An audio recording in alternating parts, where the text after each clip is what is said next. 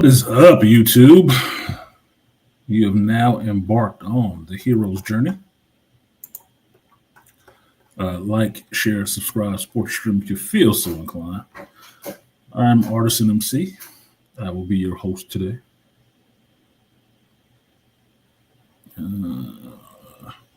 Sorry, I'm screwing with these settings on StreamYard to see which one I like better. I kind of like my head in the center of there, but it seems like it keeps it doesn't keep the setting, is what I'm noticing. Certain settings don't stick, so I have to set it every time, which is annoying. Yeah, let's do that one. There we go. We'll do that one. We'll try that one and see how that works today with how I feel. So, what's up, folks? If you can hear me clearly, give me a 1, just so I know which microphone I need to use. Shout out to the Andre. Said I was early. Yes, I am. There's a reason for that, Andre. Shout out to the Trust. Your doors of church are open early today. Yes, they are, because I am in the South. I am in Savannah, Georgia right now for another week. So this is kind of like an on-call stream, even though nobody will call me to go to work. But I'm here on business. I'm in Savannah. So I'm in my hotel room right now, relaxing, just had some breakfast. I didn't actually get my coffee yet, which is going to be a problem immediately. So I was debating on, did I want to start this stream at 11 o'clock on West Coast time or 11 o'clock on, where am I at now, Central Eastern time? I figured it'd be fun for y'all, keep you on your toes. Might sacrifice some viewers, but it's little viewers anyway. So the dedicated will have their alerts on and they'll know, when it went live, they'll know. So ones that missed it didn't give a fuck. So I guess it shouldn't give a fuck either. And Trust, your mama cat. I was looking at Instagram this morning. Your mama's cat need to get beat the fuck up. You scratching them lips. What the hell is wrong with that cat? Man, I had to put that motherfucker down now. I saw that picture. It's like, scratched her lip? Not her lip. Oh, you're going to have to die, kitty. You're going to have to die. Fucking up them lips, man. I got fantasies and them scratches ain't in it. So, and Trust, you asked about this hat. I had this hat made. I had a couple of them made in a bunch of different colors. But I have not set up the whole Shopify shop thing to actually get these printed for other people to buy. I probably should get on that if I had more business sense and more time or help to do all that shit. But yeah, I'd love to sell these because I thought about this, my logo, what would be cool to see it on. Hats are cool. T-shirts are cool.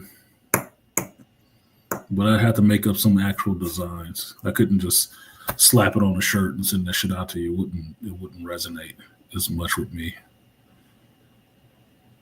Coffee mug might be fine, but I got a coffee mug fetish, so that's just me. So y'all throw something in the chat. You have some ideas that you would want a logo, an artisan MC logo on. That would be interesting because that is a whole business avenue I have not tapped into yet.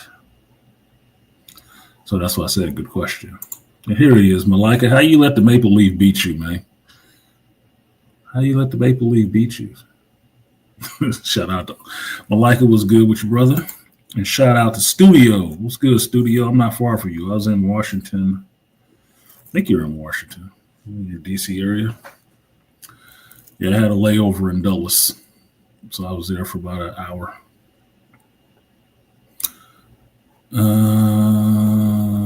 Shout out to you. But like I said, how was your trip? It's going good. I'm having a good time. I'm still here. I'm still here for another week. I don't leave until Friday. So Friday I fly back to Cali, and then you'll get a stream that Sunday when I'm back in Cali. This is the one you're getting right now because I'm still here in Georgia. He said, "Welcome to the East Coast." Appreciate that, Malika. I was on the Google Maps yesterday trying to figure out how far away certain people were. Like, I'm gonna roll up to North Carolina. How long will it take me? Because I had a weekend with nothing to do in the vehicle. It's like, shit, a pocket full of money and a tank full of gas. I can get all over the place. I got a couple of places. I did some roaming around Savannah yesterday, and I was up way later than I thought I was going to be.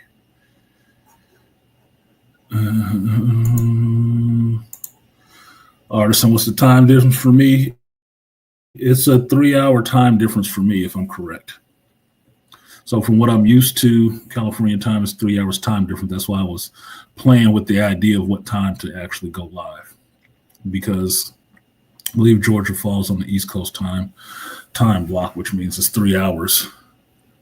Meaning, if I went live at 10 o'clock, or if I went live at 2 p.m. here, it would be 11 o'clock on the West Coast. So it would be perfect time. So the only people getting shorter right now is the people on the West Coast. They're getting the stream a little earlier than they used to. But that'll let me know how many West Coast viewers I actually got. She said the hats are dope. Well, thank you, man. I don't think you need to wear a hat because you got your locks and stuff like that. But us, bald-headed, balding or bald men, you got to cover that up sometimes for the frost, in the sun. We need to have our solar panels recharged. But I did like this style of hat, and this is not printed on, it's stitched. So I like this one because I do like baseball caps. Fetishes. You wear it on some shorts? Yeah, I bet you would. On the thigh or over the crotch. Right on the butt cheek. Right on the left butt cheek where the hand go.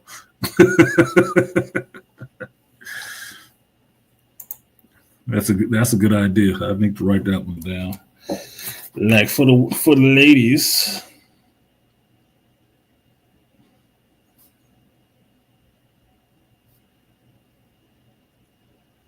Ladies merch shorts. Hey, anytime to check out any movies or comic shops? That's a funny question you asked me, Malika. So what I did yesterday was, since it was Saturday, I had some time to kill, and I probably shouldn't say this out loud. They kind of like me here. They was asking me if I wanted to move here. I was like, I don't know. Y'all talking. Yeah, I can possibly buy a house here. I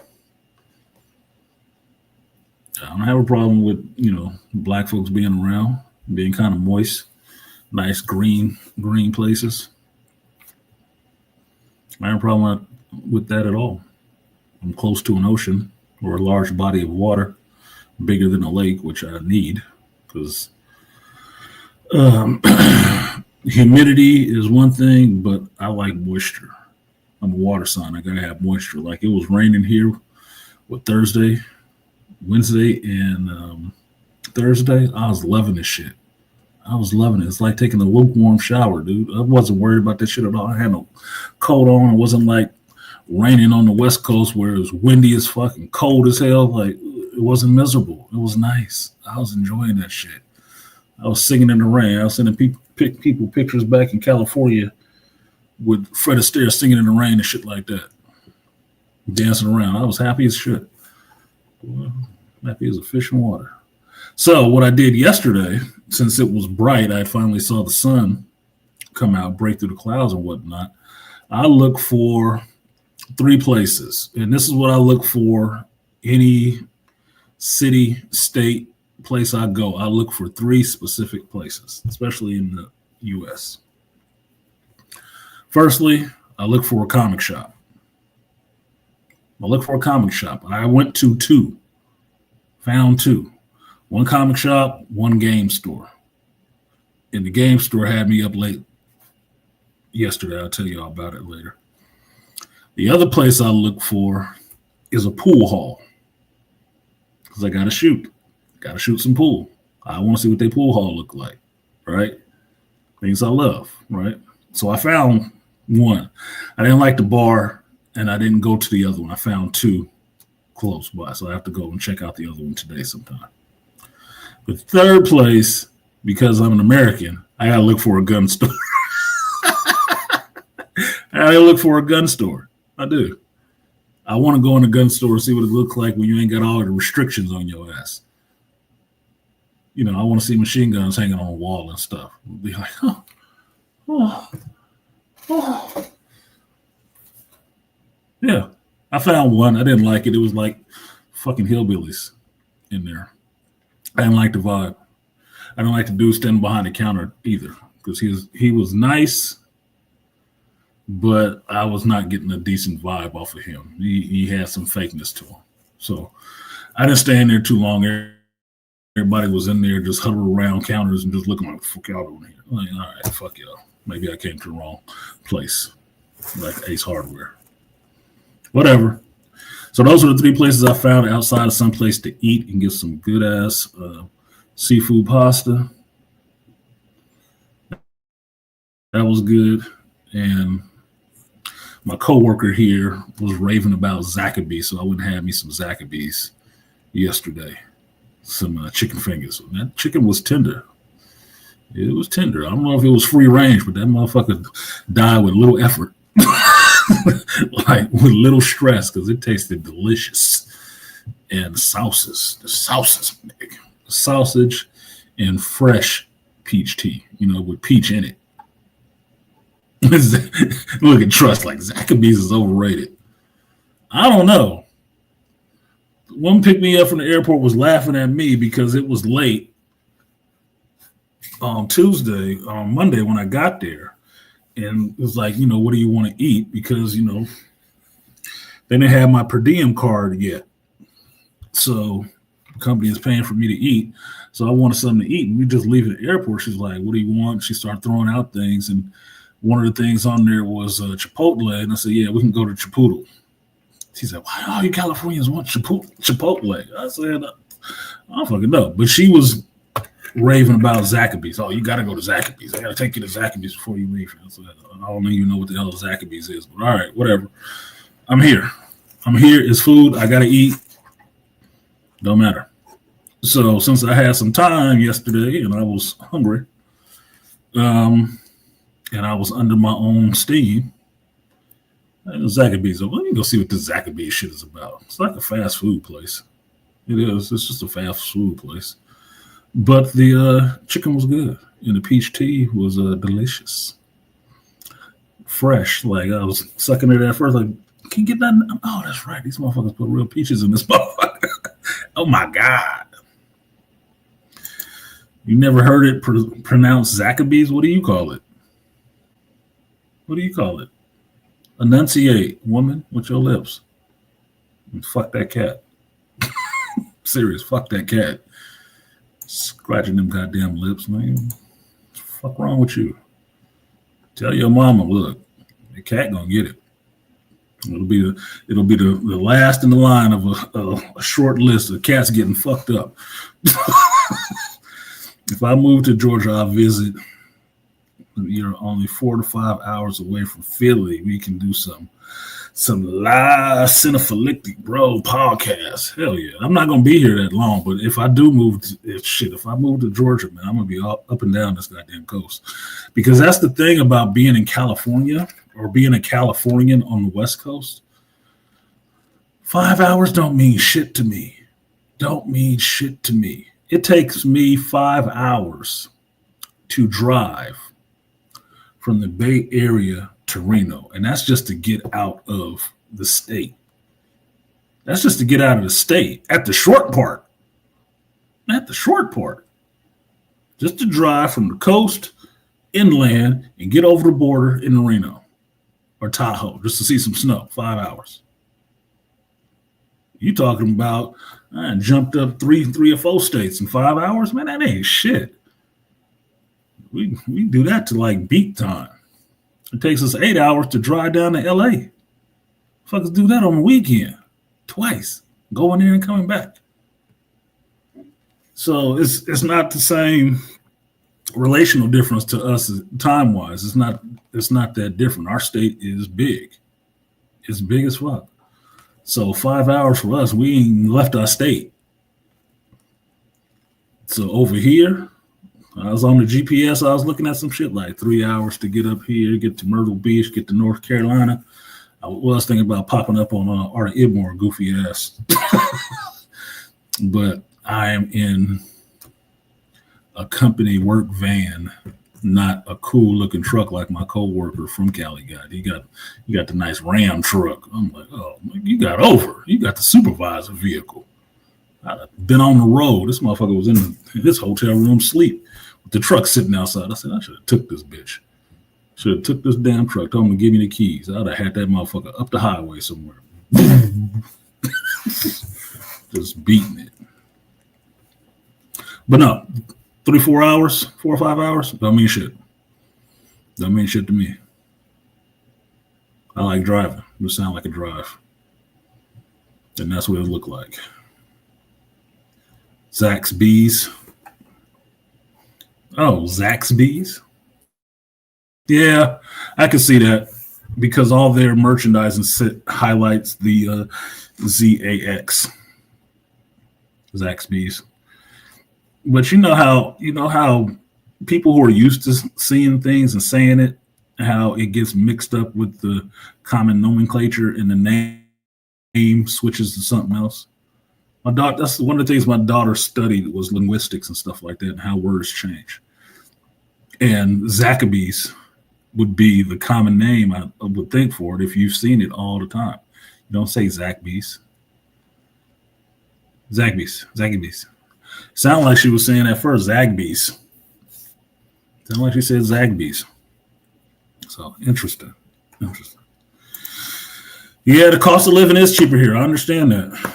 Back when I was in high school, many moons ago, my teenage artisan years, my mother was seriously debating moving to Atlanta and relocating us to Atlanta. We got to make floor plans for houses and all kind of shit. We never actually moved to Atlanta. But it was her and her friend. We're going to go in together to buy one singular house and then eventually buy two separate houses. You know, we're going to try to do what Mexicans do, live together as one family and then pair off back into the two separate families. It never came together. I think that couple got divorced or whatever. Never came together, but it was an idea that me and my brother were actually looking forward to. We were looking forward to that shit. So I've always had a kind of a love for Georgia in my heart that it could be a place that I would move. But San Diego, Las Vegas, Georgia, that's three of them. But basically, especially nowadays, like I was telling these people here at work, my kids are grown. I am not feathered on where the hell I go whatsoever. That's why I'm here on this trip. I could get up and fucking leave. Yeah, I ain't got to clear that shit with nobody. When do you need an answer? End of the day, I tell you right now, yes. Get my shit together. Tell me what I need. All I needed to do was make my plane on time and reservations. That was it. And this is why I'm here. And if they want to keep me longer, I'll stay. Told my coworkers that in our group chat, and they changed the group chat name.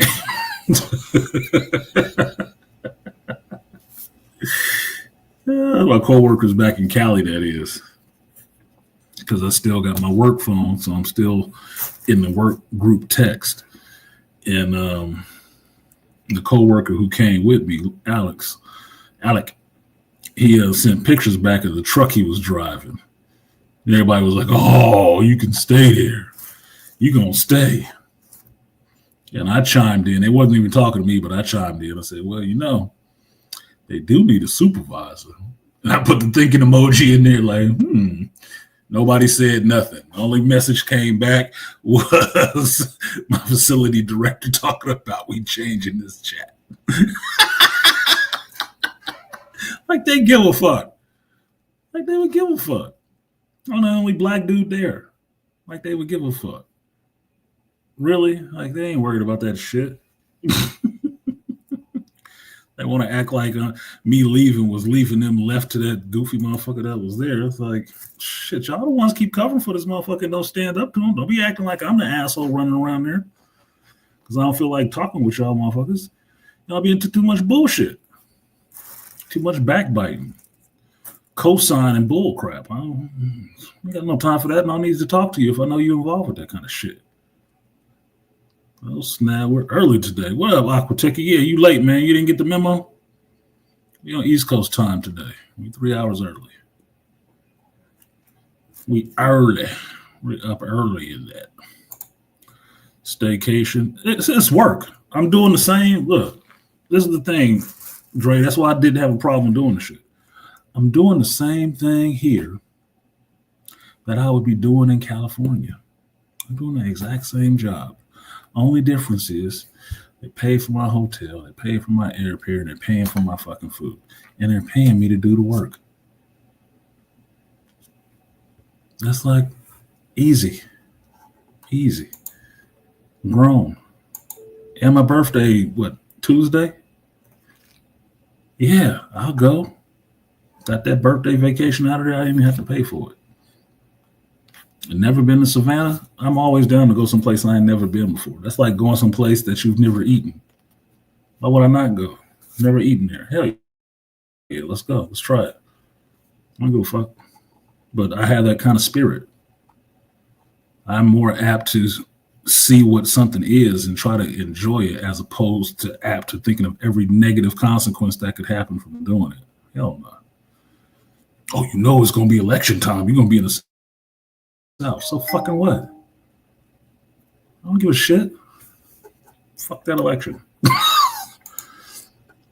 Artisan, if you move here, you can teach me how to play pool. Oh, I would. I've taught my son, my daughter, my best friend at the time how to play. One of the things I do is, man, I teach. I'm not accredited, but I teach. Before I was a carpenter, after I was a carpenter, I teach people. That's just what it is. In the streets and in the sheets. I'm not saying that to you, Malika. That one was for Toya. Just to mess with Toya. Because I'm still thinking about that cat. Play pool and it will help you get your dad bod in shape. Yeah, I need that, Malika. Man. It is a point in time. I was sitting here thinking of this when I was eating breakfast today. Man, 4 pancakes, scrambled eggs, and sausage. And then I'll get to the geek shit, trust me. But y'all know me. But I was sitting there eating that, and I was really making the decision like, I need to stop. I need to not stop. I need to start exercising more often, for real. Because I am not liking the way I look.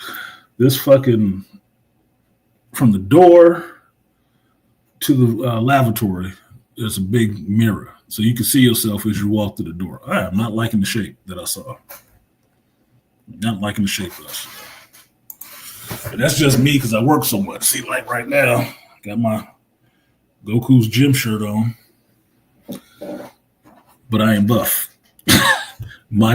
All my chest muscles that used to be up here is dropped low, motherfucker. Dropped low. And I thought it was pretty funny because it is exactly the same size. This is exactly the same size. The same size as my chest was. Just fucking slid down. So I had to do something about that. No, it's not Gold's Gym. What does that say? It says Goku's Gym. That's Goku's Gym. Because I'm a geek, man. I got to represent my geek. Always rep my geek. Yeah, I gotta start learning all that shit. Too many carbs. Yeah, I had 4 today. Usually, you only have 2.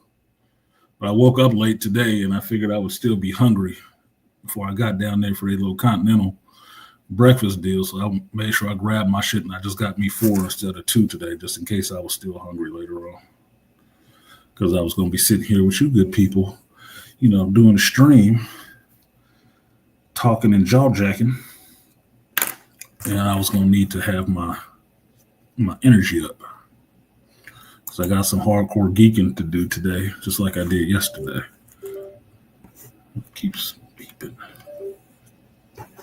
Anyway, there goes Jim. Autocorrect. Yep, Goku's Jim.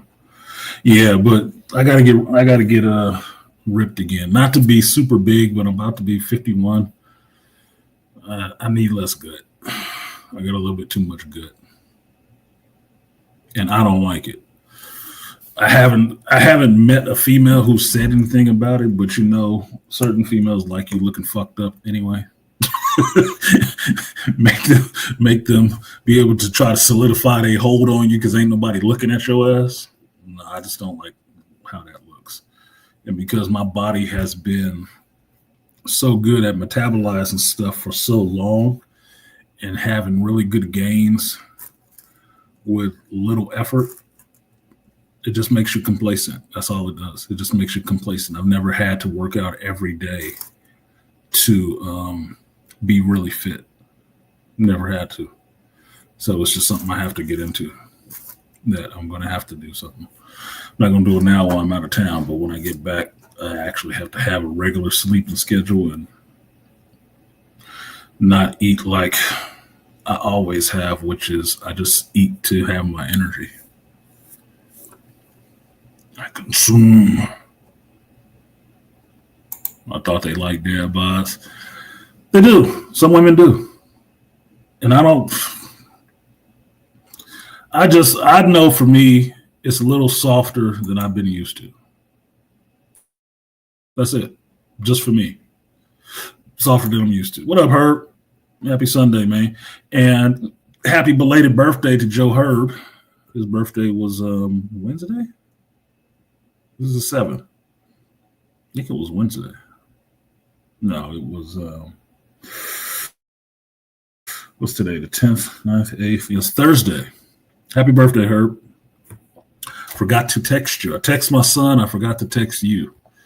I was talking to my mother the night before about how many birthdays were on the 7th. And it's like 4 of y'all, all family, all on the same day.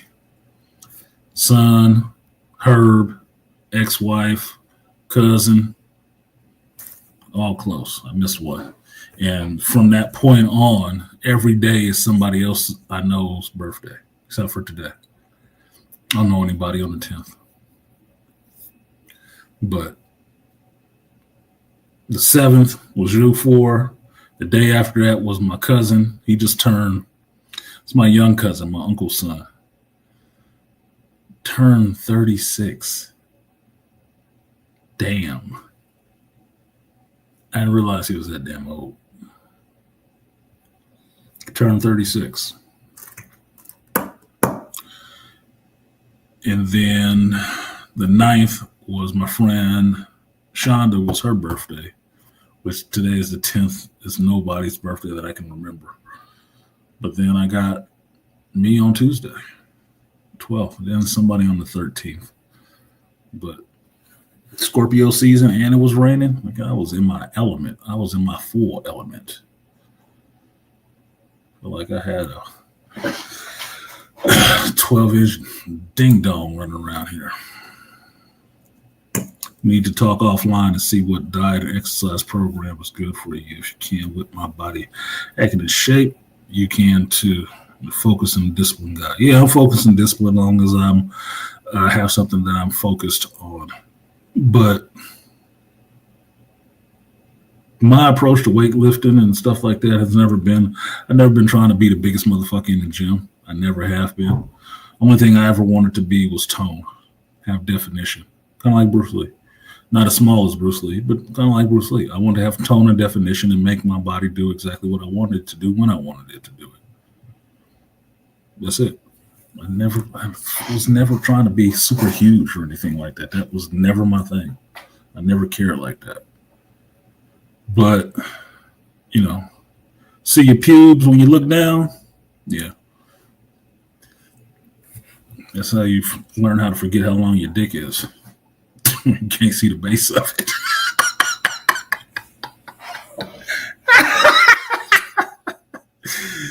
So there's certain things I like to do, you know. I ain't got to look like a reptile when I pull my shirt up, you know. But I like a little less good. I'll just say that. Yeah, happy birthday to Herb, man. I forget how old Herb turned. Yeah, see, Herb closer to 50 now, 40 now, I think. So best friend's birthday is on the 17th. Happy birthday to that Scorpio. Thanks. Please wish your son a happy birthday for me. Wait, did you say 36? No. My cousin, little Mark, is 36. My son is 31. Son is 31. He's exactly 20 years behind me. Exactly. So I turned 51 on Tuesday. He turned 31 on Thursday. See how that works? T's and T's, man. So it's my boy. Yeah, so DX is 31. My cousin is 36. My friend Shonda is 54. I've been trying to get in her draw since I was 27. I knew it wasn't ever going to work. But we've been cool for a while, for many years. I was trying to get them draws when I was 20. Just saying, I like older women.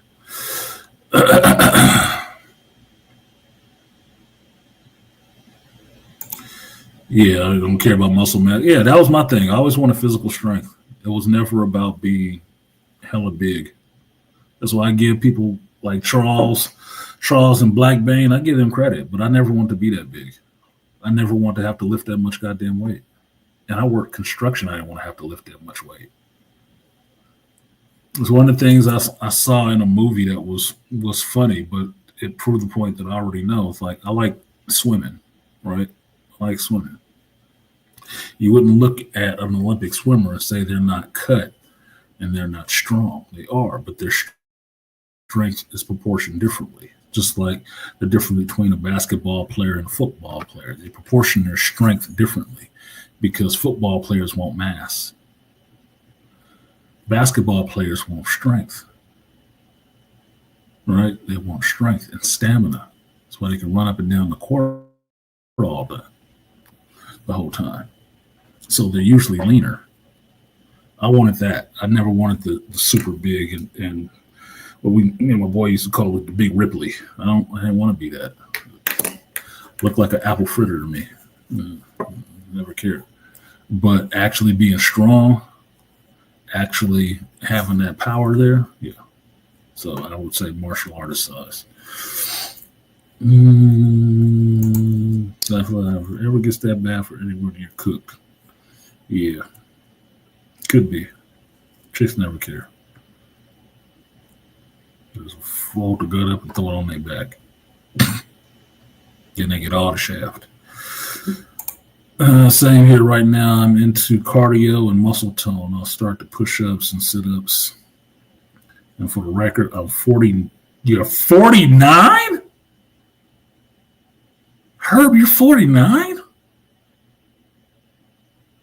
Holy shit. This is scaring the shit out of me, yo. I'm getting way old. It's almost checkout time in this bitch. I guess I'm going to have to start knocking people off my bucket list. So watch yourself, Toya. Watch yourself. I'm going to have to start knocking things off. Hurry up and start knocking things off my bucket list. Older skinny guys in construction. Yeah. And that's the thing. They just have strength. I always just had strength.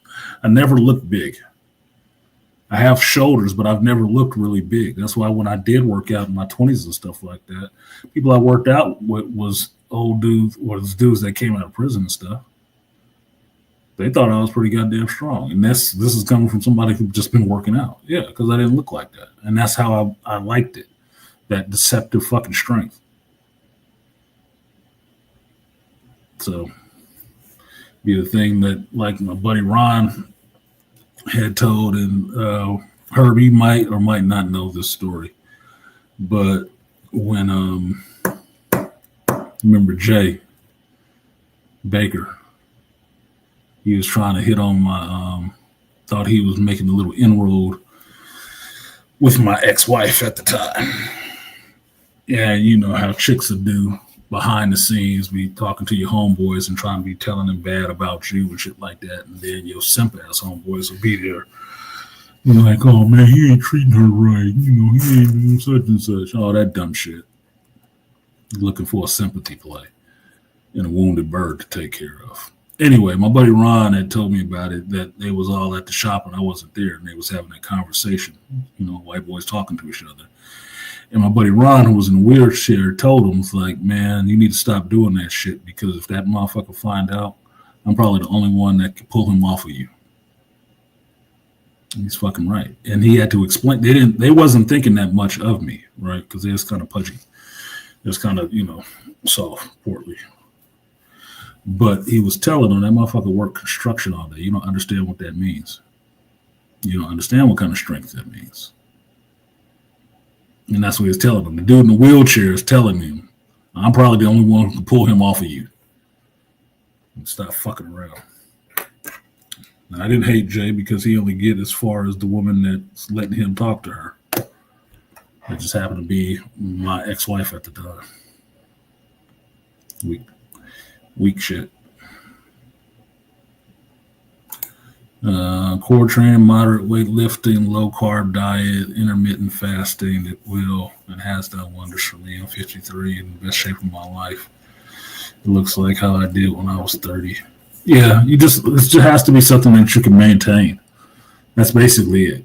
Given my work schedule, how I work, and the hours I keep, I don't get a lot of sleep. I just have to have something I can actually maintain for my lifestyle. Because, like you know, with me, Malika, everything is about balance, right? Everything is about balance. I just have to find the balance for me in my schedule in working out. That's it. I just have to find a balance with that at this age, at this time of my life. See, Malika giving his vital statistics. He said he's 5'53", 5'8", 200 pounds. But look like I weigh about 170. Yeah, I'm 5'11", about 220. It's not all gut. I'm just dense, okay? And I don't know what I look like that way. I wear clothes well. But I don't look like he would be fucking with me. I'm just saying. Like old ninjas. Yeah, Andre, we are some old ninjas right now. I'm thinking about that more now because I told you guys my grandfather just passed a couple weeks ago, right? And that has been a fucking shit show. That I am glad I have not been a ringside seat for some of this stuff, because his second wife lost her motherfucking mind. And I don't want no parts of it. No, my only deal on it is talking to my mother, making sure she don't, lose her shit, and letting her get her time to grieve the loss of her father, which she ain't had yet because of all this other bullshit. What up, Ray Hammer? Hammer Force in the building. But it has been a shit show. And not the week after that did I not find out that my great uncle Jeep had passed too. My grandmother's brother had passed. And my Uncle Jeep was a character, man. He was, and not in the ha-ha funny sense, my Uncle Jeep used to be a pimp. He was in them streets for real. He's the only motherfucker I know who got banned from Las Vegas, kicked out of Las Vegas back in the day. And I can tell you how much of a pimp he was. And this is the family story, so you can believe me if you want to or not. But All of you who've ever heard of the movie The Mac, okay, that cover photo for The Mac, that's my Uncle Jeep's coat that he has. They got that from him to use to take the cover of that movie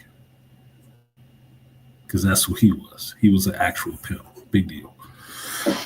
So when I told you that story about the line that my Uncle Jeep gave me about you got things in the house, refrigerator work, TV work, PG&E work, that bitch better work too. Now you know who it's coming from.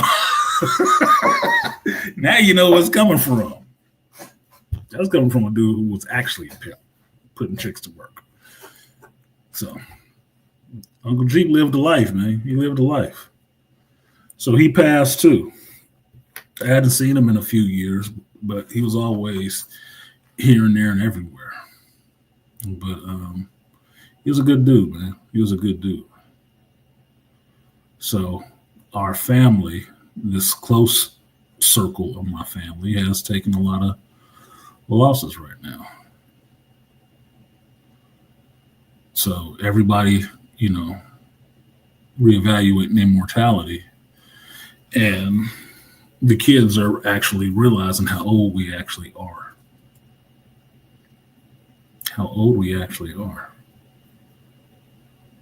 So I, being the oldest grandchild, is 50. The one's right behind me, 40, 36. My brother is, 47 or 48 come February. We getting up to be the elders, the adults. And it's kicked up some dust in the sense that people are having conversations that they had not had before and not liking the answers that they're getting back when they ask these questions. And one of the things that was thrown out there that my mother shared with me was my grandmother saying that this generation has not produced a good man since her father. And my mother was all pissed off about that shit. And I told her I would agree. I would. You're too matriarchal. You hobble men. You don't empower them, you hobble them. Only men that have been successes are the ones that operate outside of that system, or at least try to operate outside of them, and then you ostracize them. So my nana ain't wrong. My nana 80 years old. She would know. Well, my mother's thinking this is such a bad thing because the man my nana is praising her father was the one who found out his wife was cheating on him with the neighbor across the street, and he walked across the street and beat that man dead with a hammer.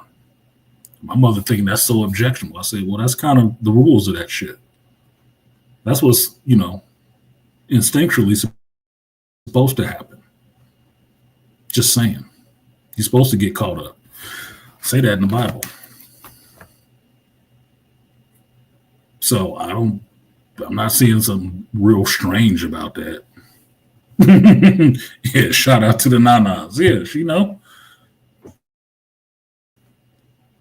Grandfather was about that work, man. Fuck that. You're not gonna be fucking with this shit. Hell no. All these women out here, you sitting there got to be fucking with somebody else shit? No, nigga, you bottom feeding ass motherfucker.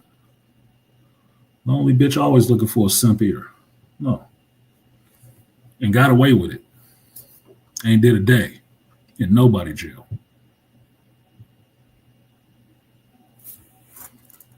Yeah, I don't think that was about anger. That was principle. That was about the principle of the shit. Neighbor or not, nigga, you know better. You close enough to see my house. You sitting here doing something? See, nigga, you just decided to give up your days.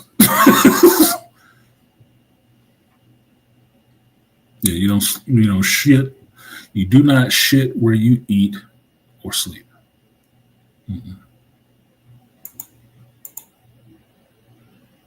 Yeah, only the nanas, not the little nanas. No, ain't no little nana. This is a grown nana. Growing up being one of the first black women to work in the company. getting to do a job men was doing. That's who my nana is. My nana been a fucking spitfire from day one, nigga, from the AZ, from Arizona. And the oldest don't take shit.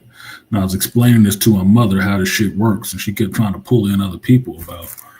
I said, I would say that my nana was right, because the oldest of every generation has been women up until me. I was the first one who was the oldest of my generation and a male. My mother was trying to pull in other people from outside of everybody else's family line. I'm like, I'm not talking about the rest of these goddamn people. Some cousins and from somebody else and somebody else's son or something. No, I ain't talking about them. I'm talking about my line. My line that goes from me to you, from you to my grandmother, from my grandmother to her mother, and so on. It's a bunch of fucking women until it gets to me. So if you don't think you produced a good man, I would say my grandmother would know. I would say she would know. In 80 goddamn years. If my 60-year-old mother want to tell me I don't know shit at 50, that she was never there for, to hear, why you think your mother know less than you? No. Her opinion is valid. And it don't mean me, my uncle, my brother aren't decent men, but good men compared to who and by whose standards? Because I gave her the angry man. Only men hold the counsel on who's a good man and who is not. Only other men hold that, because they're the only ones who know.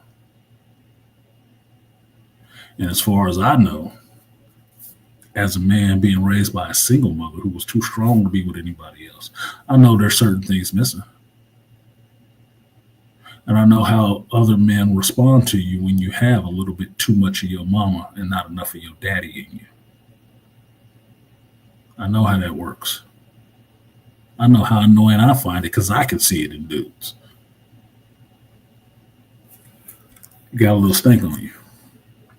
There's a little stink on you.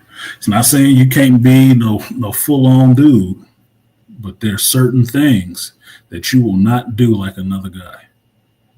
Like I've told women about this often, because I've dated single mothers, obviously.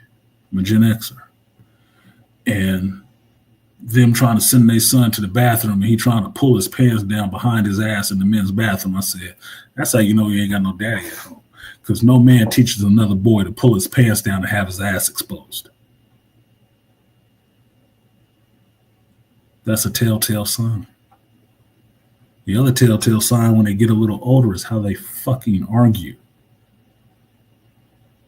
And their mannerisms.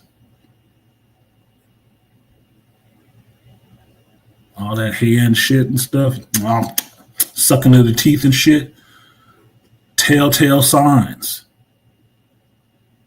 Telltale signs. Not being able to compose themselves and hold their shit together. Telltale signs.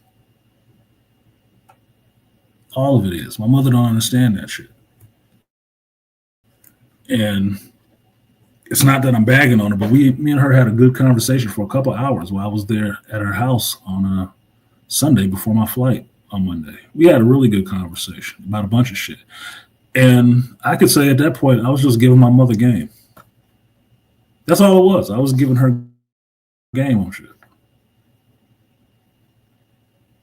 About what it actually means to be a man.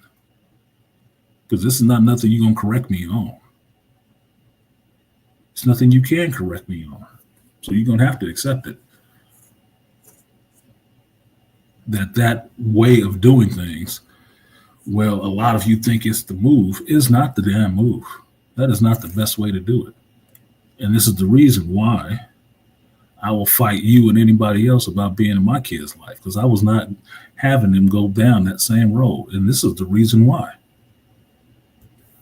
Now, I say it was a good conversation, but I said that to myself.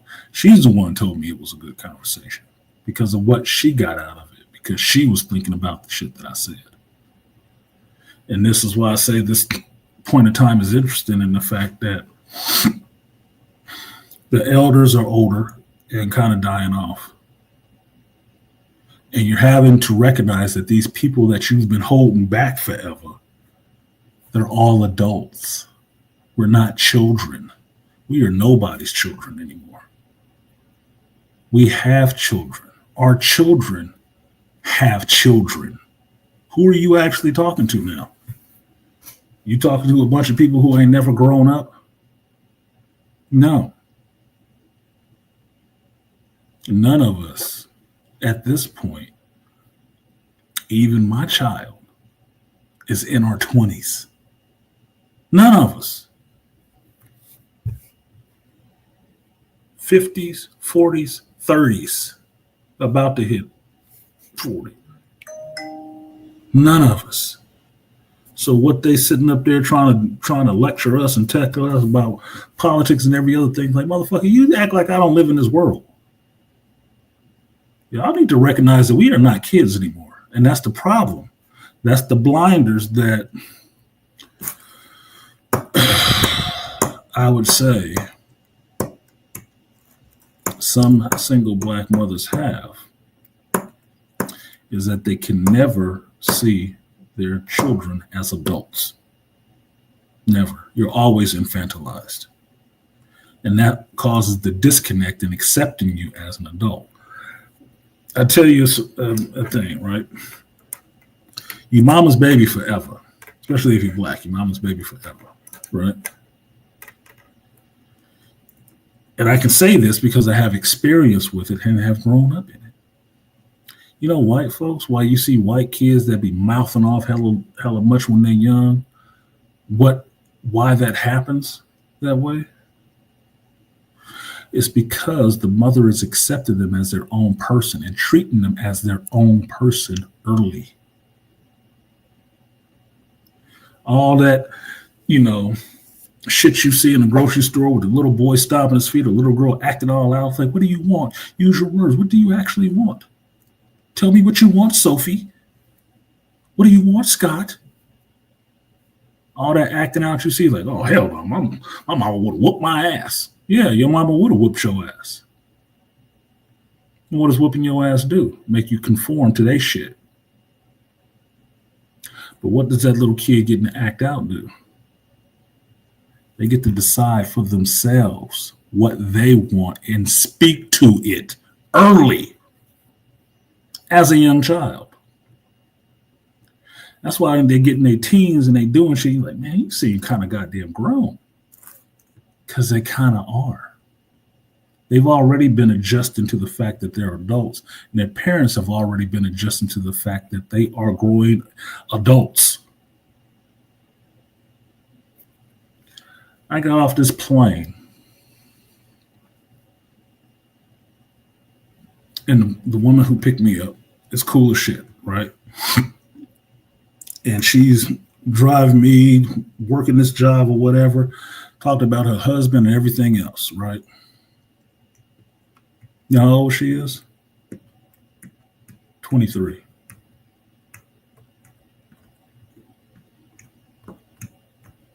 Some of the other people here, they're in their 20s. Been married damn near. One of the residents I went to, he's 23 or something. He's been married 5 years already. He already got a wife. Already doing grown shit. My daughter is approaching 25, now then 30. California mindset. My child of divorce. She didn't think about getting married. Kind of scared of it. Why?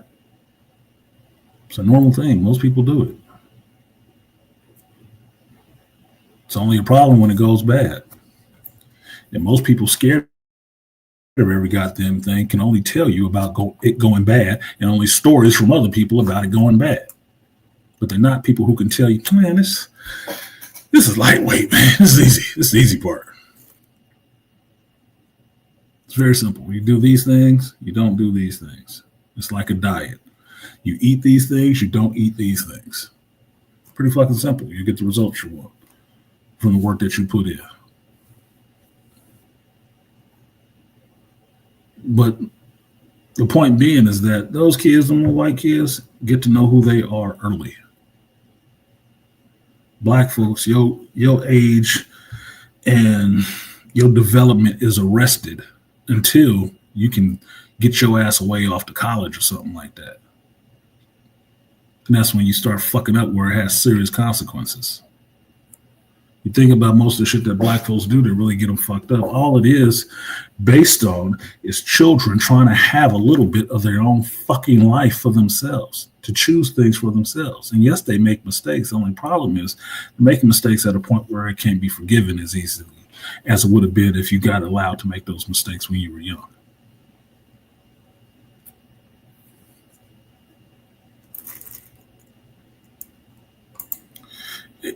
Here's the thing, Andre. It's a certain type of person that doesn't speak about things going good.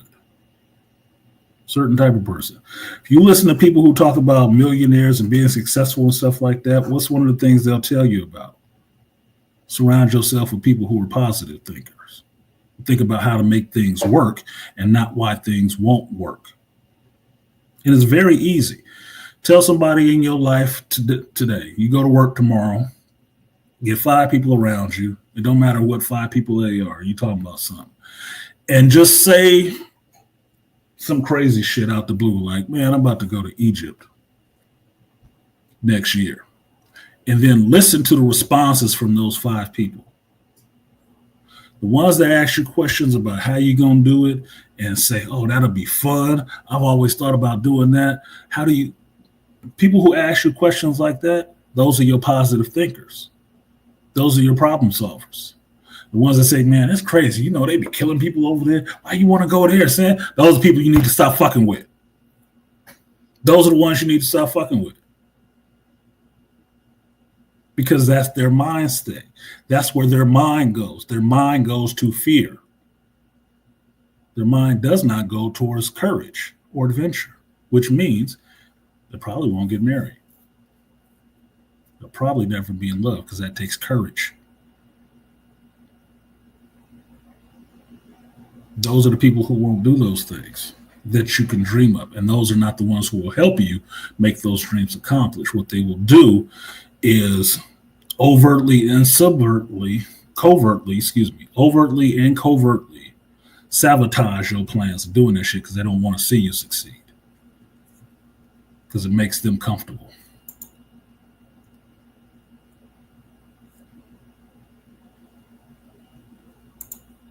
Yeah, you was going to type, why you want to go there? Because I've never been. That's why.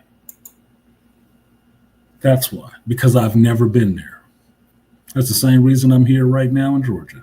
Because I've never been here. And it wasn't a question of why would I go. The question was, why wouldn't I go? It's not on my dime. I didn't have to save up the money to go. I'm getting paid while I'm here, and everything else is covered while I'm here. When's the plane leaving? I ain't afraid of flying. When's the plane leaving? And how long? Those are the questions you need to be asking. How to get shit done, not to do things. That's no. Mm-mm. So that's how you know the people you need to cut out your fucking life. And it sounds cruel and harsh to say that shit, but the older you get, the more you'll realize that shit, that there were certain people you probably should have cut out your life a long time ago. Because either they were holding you back or you were holding yourself back so you didn't alienate them, make them feel bad. Like your life is lived to make some other motherfuckers that ain't doing shit with their life feel better. I don't think that's why he was created. I don't. What up, War Ready? Facts. When the election results came out, a lot of people went straight to fear. Man, these motherfuckers. Woo! We can get into the show. I did my hour of monologuing. We can get into the show now, and we can talk about the comedy which has been this goddamn election.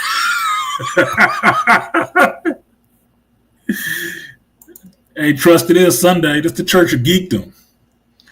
This is the Church of Geekdom, where we have Magic the Gathering pre-release cards.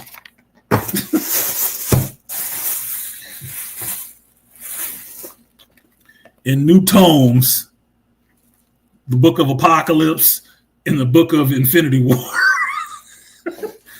We will be doing some readings today in the Book of Apocalypse and Infinity War. And doing some hardcore geeking with the Magic the Gathering. But we're going to get on this election shit, too, because I'm a geek of many stripes. Artisan Andre has to learn in the hero's journey. The hero separates himself from losers and surrounds himself with winners to become one. Yeah, Malika, and a lot of times you might not have to. The more you start succeeding and they see you are not deterred by the shit they say, they will separate themselves. Like an egg from egg white, motherfucker. They will just fall away because they will not want to keep up and they will not want to stand in that light with you. They can't. They either have to keep up or they have to fall back. That's the only two options. The only two options. Think of it this way. I'm on a military base. You got people running PT, right? You might have somebody who's out in front with everybody, right? Leading the pack. Well, if you're not comfortable with that motherfucker leading the pack, what do you have to do? You're going to have to keep up his pace, or you're going to fall the fuck back. That's it. Forward, middle, back. You're going to have to pick a position, and that's what the fuck you're going to have to do. And if you're trucking it a little harder and having less of a misstep than you are, then your ass going to be falling behind. That's just what it's going to be. That's just your position, man. You can hate it all day, but hating him ain't making you move no faster. It's not. That's on you. Your conditioning and how you push yourself. So deal with that and stop being mad at him. Nigga always in front of me because he's faster than you. And your ass fat and had them 4 pancakes. Trim down, car boy. I moved across the country at 18 and had a family and friends practically begging me to stay, but life has been much better since I did that. And that was something you should always hold to, Andre, that at 18 years old, you knew yourself enough to still go. I know motherfuckers in their 20s couldn't move away from home because they was afraid of leaving the people that was here. My mama, the one that put you out, or my girlfriend, that bitch who was fucking around on you. Man, if you don't go out and seize your life, don't think it's going to come to you and pick you up. You fucking stupid. No, you did the right thing. You should always hold on to that as defining moment in who the fuck you are. Who you are. Many people have a fear of going into the unknown. But everything is unknown if you're traveling roads that no one has ever traveled. Nobody in your family has ever traveled. It's all unknown. And you can't know every goddamn thing before you do it. That's scared woman talk. Not to besmirch women, but that's where it is. You have to listen to that masculine voice in your head and say, yeah, the road is dark, but I'm the baddest motherfucker in this dark. So I ain't worried about shit. If I got the tools and the skills to handle myself, then I ain't got nothing to worry about. Something need to worry about running across me and walk forward onto that dark road. That's what the fuck it is. You should hold on to that. That should be one of the crowning achievements in your life that proves and solidifies who the fuck you are at your core. At your core, you are that person that can't walk regardless of anybody saying anything opposite. Oh, you shouldn't go, is scared there. You'll be there by yourself. You won't have no family there. Thank God. Holy shit, then I can make a new one, right? Fuck. Feel like I started a franchise over here. And I'll be away from all y'all bullshit. Yeah. Finally start the year. Yeah, Herb, I've seen some of these election reactions, and the only thing I can say, I was watching a George Carlin clip today, I put it up on my Instagram. He was talking about people needing self-help and shit like that. I saw Angry Man do his little stream because I had to see what the Angry Man was saying about that shit. And he said, these people losing their shit on camera, crying and yelling in their cars and shit like that, they need some mental help. These were the voters. These were the voters.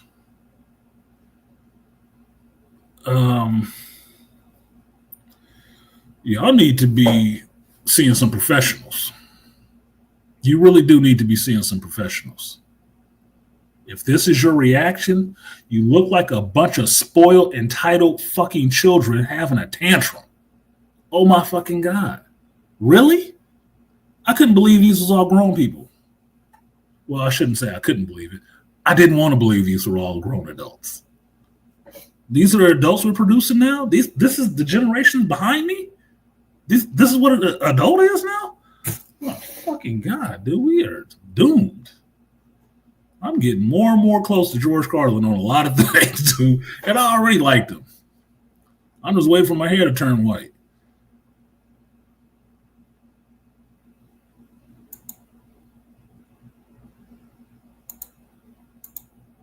Those are some good gifts. Yeah, man, gifts. These are going to be memes that live forever. These people have lost a collective mind.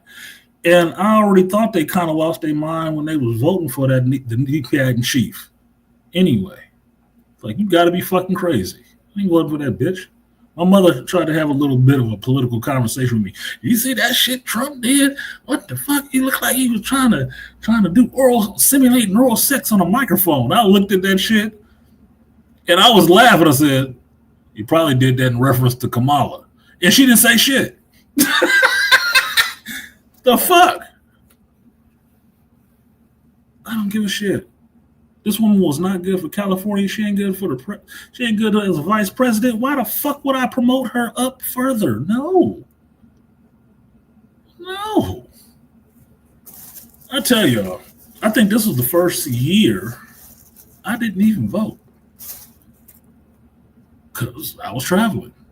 But if I wasn't in Georgia for the election, I wasn't voting for her ass. I'm not saying I was voting for Trump either. I'm an independent. Like I told my mother, my daughter getting another vote this year. Or maybe my granddaughter at this point. I'm going to vote for her. I'm going to vote for Scarlett. Fuck it. Because anybody but one of these Muppets. Anybody. I'm not a fan of politicians as it stands. But I'm definitely not going to vote for one that's going to be taxing the fuck out of me. You're sitting here trying to tell me everything okay when I live in California, one of the, those expensive ass blue states. Where gas is through the roof, crime and such, and like, taxes is like, nigga, what are you doing? You driving more business out of this state than into it. You ever thought about why that's happening? You don't want to do shit about crime, but anybody who's not a criminal can't have the stuff that they want to have to protect themselves from crime. And you'll spend more time in jail for shooting a motherfucker breaking into your house than a motherfucker breaking into your house.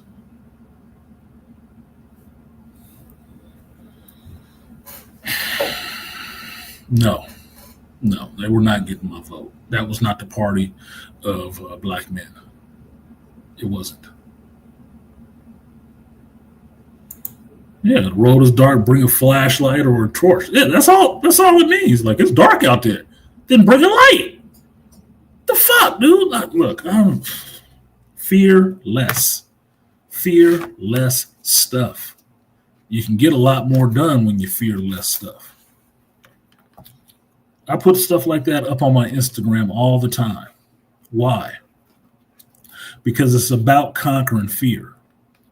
So you'll see people jumping off of shit, doing backflips on bicycles and skateboards, all kind of crazy shit, skydiving, all kind of crazy shit that makes it seem like I'm an adrenaline junkie. I'm not an adrenaline junkie. I'm not. That's not what it's about. It's about not being afraid, fearing less things.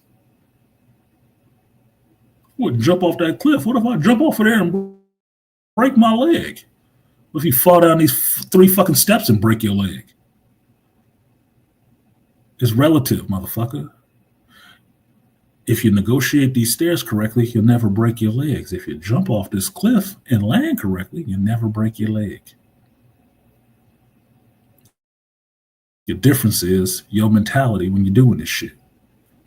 If you're doing it recklessly, or if you're doing it like you got some goddamn sense. Fearing this irrational shit. It's stupid. It's just stupid.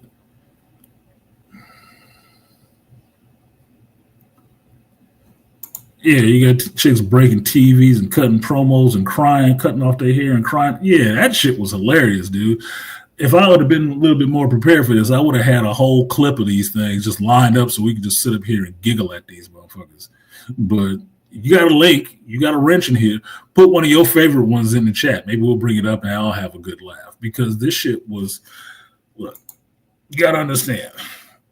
I went to school for psychology, so I'm looking at this like these people have mental problems. They legitimately have some severe mental problems. Like, yeah, I can understand you being upset. It's not the outcome that you wanted. But crying, destroying property, you don't know this woman, you don't know this man. And then all the ridiculous shaming that came out after the shit. Oh, this is black men's fault, Mexicans men who hate these men, and we're not gonna have sex with any of these motherfuckers because of this shit. Like, are you fucking kidding me? Really? Half of y'all don't look like you was having sex with a man anyway. Shut the hell up. Nobody trying to fuck you. Please. Thank you for your service. I'm sure nobody will be trying to tap into that cookie jar. It's good. You good. You good. You can keep it on the shelf. Nobody was looking for it anyway. The rest of you motherfuckers, man, calm down. That's the problem. You cannot get that wrapped up in this shit like that. You cannot be that emotionally invested in stuff like that when it's not deciding on anything for your personal life. That's bullshit. Talk about the cult of personality. Like, Kamala ain't even had one. Holy shit, dude. I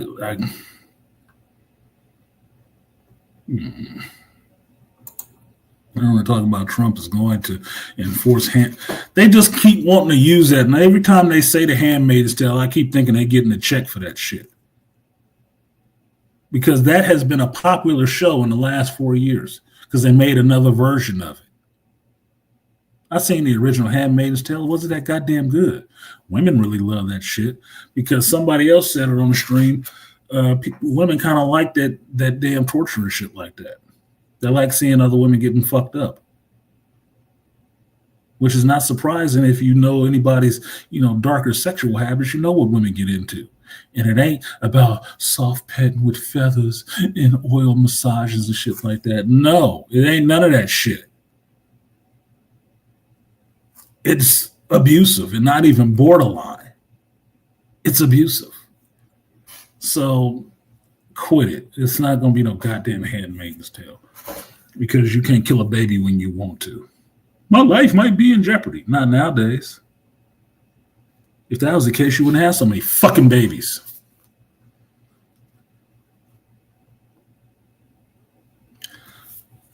Look, I don't hate women.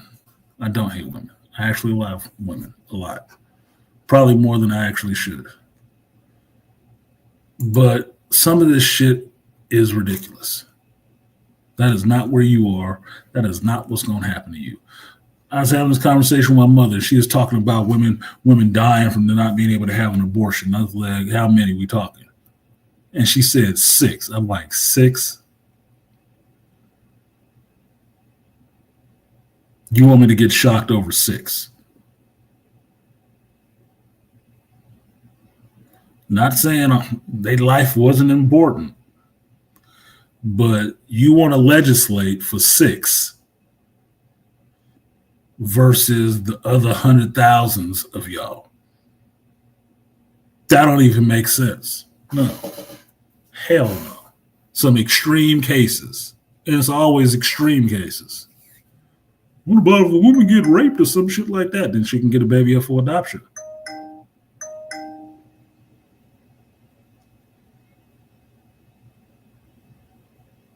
Did that stop being an option? I was almost adopted.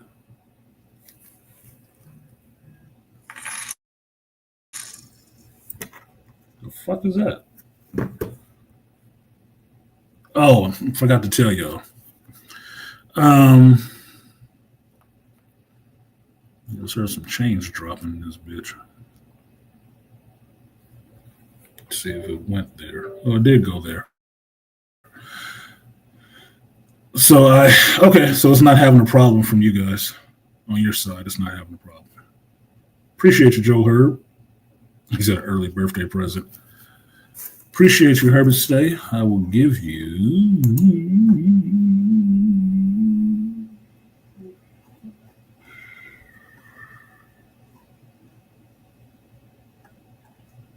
Sorry, I didn't have it up here.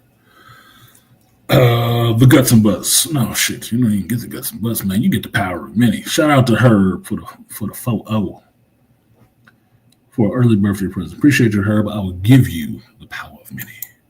Power of one, the power of two, the power of many. The power of one, the power of two, the power of many.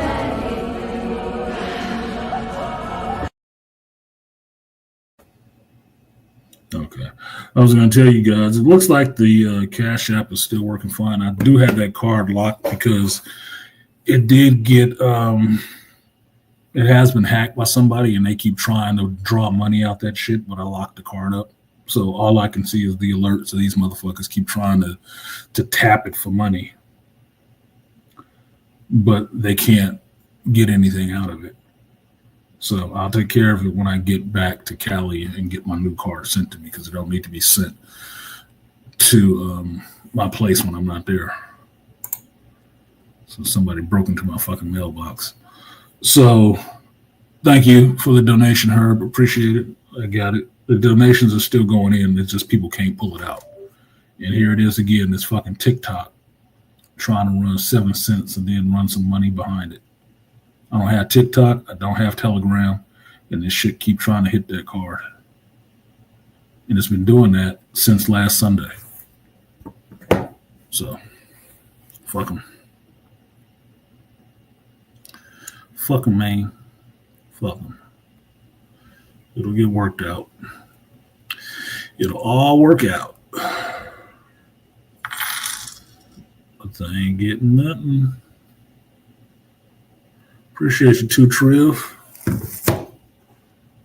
I will give you that 3B salute. Appreciate you.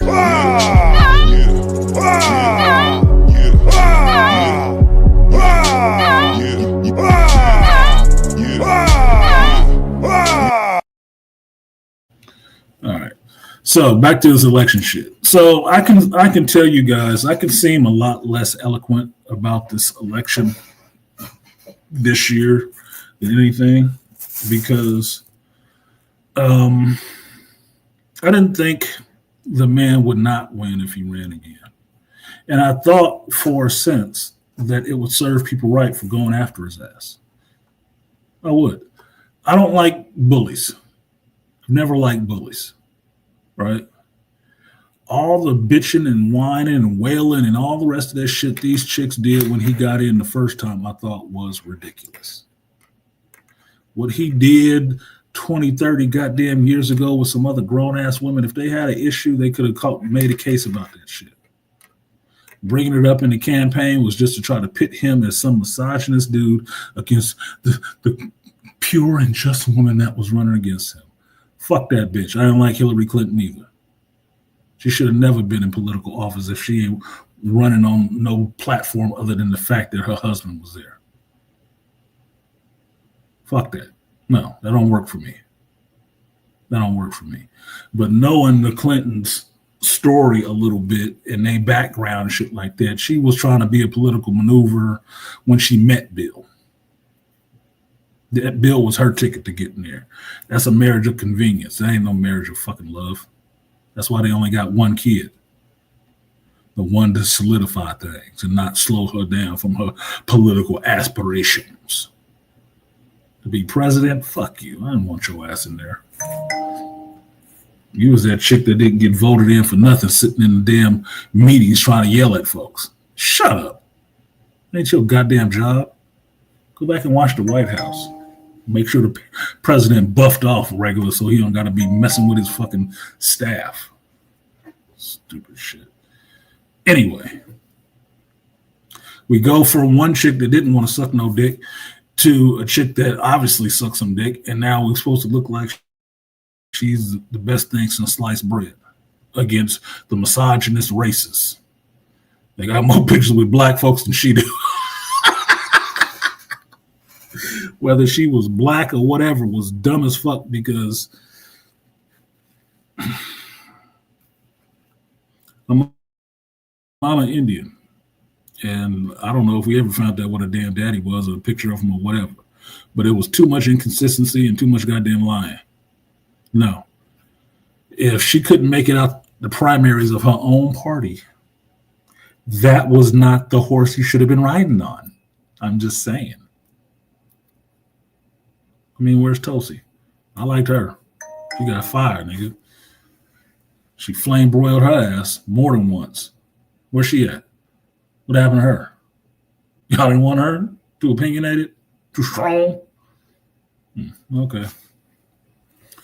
Okay. Get what the fuck you get there.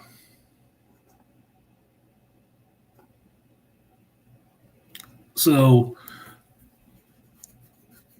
when Trump went out of office, I never saw him, me personally, I never saw him as inciting those people to do anything because as an adult, you have your choices.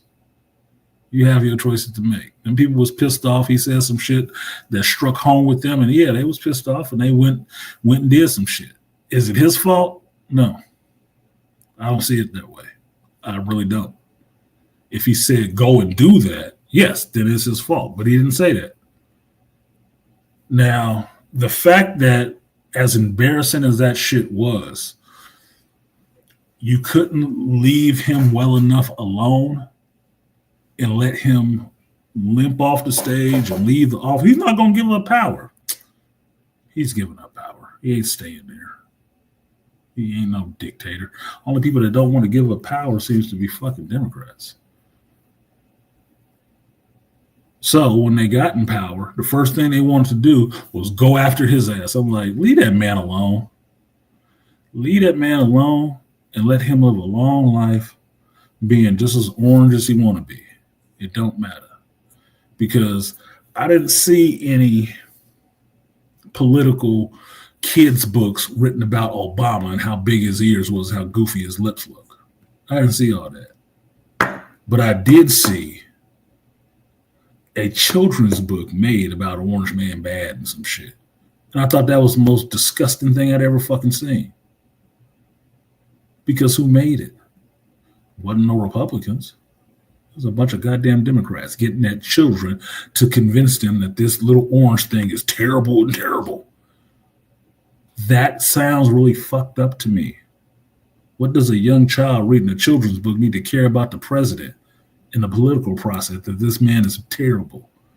Come on, man. That is the biggest propaganda campaign I've ever fucking seen for one individual. You got to hit young children? They can't even vote. Why are you trying to influence them like that? Just to be funny? Shit, dude. I thought they should have left him alone. I told BGS, I remember telling BGS on a stream, and I think I showed the stream a couple weeks ago, about if he show up again in 4 years, he got the right to run. And if he win, it'll be the biggest joke in the world. And if he don't, he done. Well, what happened in that time? Y'all motherfuckers went after him with the full might of the government. I think the only president that can say that has happened outside of an impeachment. He wasn't even the president no more. Y'all use the power of that office to bend rules and subvert the law to go after him for some shit, just to work out your own personal fucking gripes. That is bully mentality. That's bully mentality. And it's mentality of fucking chicks. They ain't in power. You in charge now. You supposed to be running the country. You can't do the job of running the goddamn country worth of fuck because you're too busy running after his ass to keep saying this is all his fault and we doing this just because to punish him and make him pay. This is why people don't want women in charge. You realize that, right? Because of shit like this, displays you make like this. There's certain women that men are comfortable with being in charge, but the majority of you screaming heritons, they ain't cool with because of shit like this. Because of your reaction videos after this election, your reaction videos after he got elected the first time, your reactions after he was out of office the first time. All your shit is documented. And it's a document of bad behavior. Childish antics.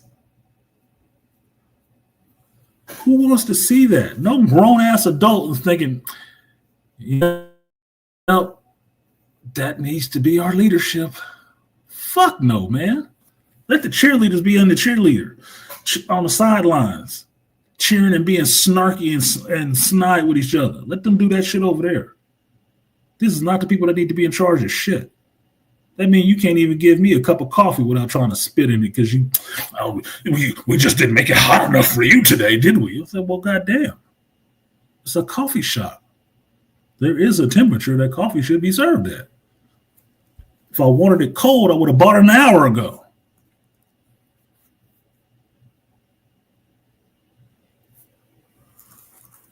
Entitled, dude. This shit don't make no damn sense. So I actually had fun with the women that came watching that show. I bet. Because they ripe for being made fun of. Just know they're going to be waiting for payback on that shit too. Because they don't let shit go. That's their problem. All that crap that they said, and then after this election is over, how they came out attacking men. We don't need men. We ain't good. Really? And how's that going to work for you? It sounds like you exposing yourself for being the full of shit people you actually are. That we might have thought you were. You exposing yourself right now because you can't hold it in. You can't just shut your fucking mouth. Fine, be mad. Be mad. The fuck is that gonna do for you? But they're your emotions. You got the right to have them, just like you got the right to control them. You have the responsibility of controlling them. You can have whatever emotion you want, but it's your job to control them. And getting in your car and throwing a goddamn hissy fit on camera for the world to see is going to give you a viral moment, yes. But understand, I hope any man that has a Tinder, dating account sees that fucking picture of your ass and how you act. And every pet shop does too, so they can get you a cat. Because that's fucking ridiculous. It's a presidential election. You ain't personally putting the motherfuckers in there. How much money have you donated to that campaign?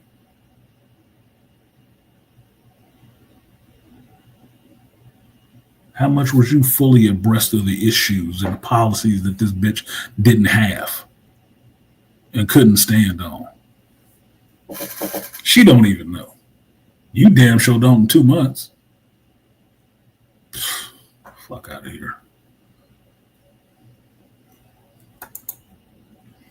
If a dumb woman is that emotionally invested in the election, she deserves to be alone and not exactly my point. Exactly my point. I told you when Trump got elected the first time, I was getting topped off by my crazy ex. And she was talking that shit, trying to label me as a conservative. I said, I'm not no goddamn conservative. I'm an independent. I just don't give a shit if he get in there or not. If he want to change these things and not be a politician, well, yeah, we probably need some politicians to change some shit because they too busy being cronies with each other. Too busy. That's bothersome. Politicians ain't ever been as trustworthy as car salesmen. Not trustworthy at all. Excuse me, used car salesmen. No. Hell no. I've never looked at them any differently than that. Oh, you just whatever, man. Like this shouldn't matter. What does that matter when your needs need to be getting met?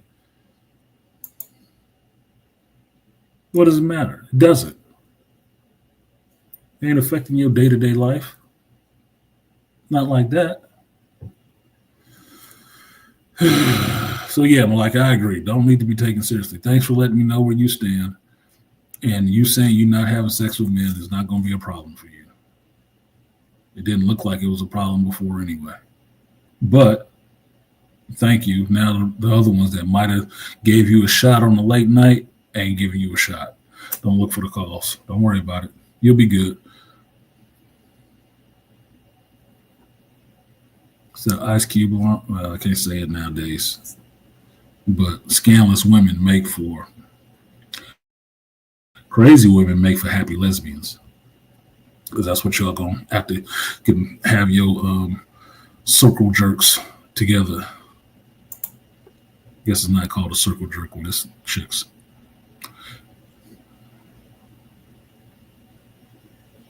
Republicans and even the church is okay with baby deletions if it came from EPAR.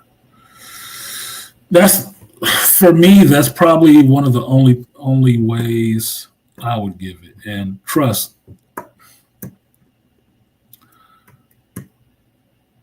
My stance on abortion is that it shouldn't be that easy to get a hold of. It shouldn't be. It definitely should not be something that a woman has used more than 2 times. No. I can see a rape, right? But to keep women from just running in there claiming that they was raped just so they can have a free deletion, there's going to need to be some goddamn paperwork filed with the police department prior to deletion. We're going to have some paperwork started because I don't want no bunch of random Roman rapists roaming the countryside, just snatching young women and impregnating them. No, that's not what I want.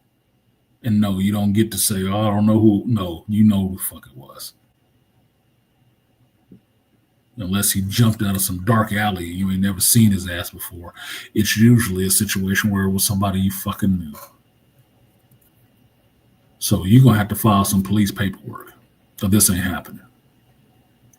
Because I would not want to turn something like that into a drive-through at the McDonald's. You can just tell them any old shit and get it done. No, hell no. Hell no. I am not. I think I told y'all before that I have been through this abortion thing as a teenager.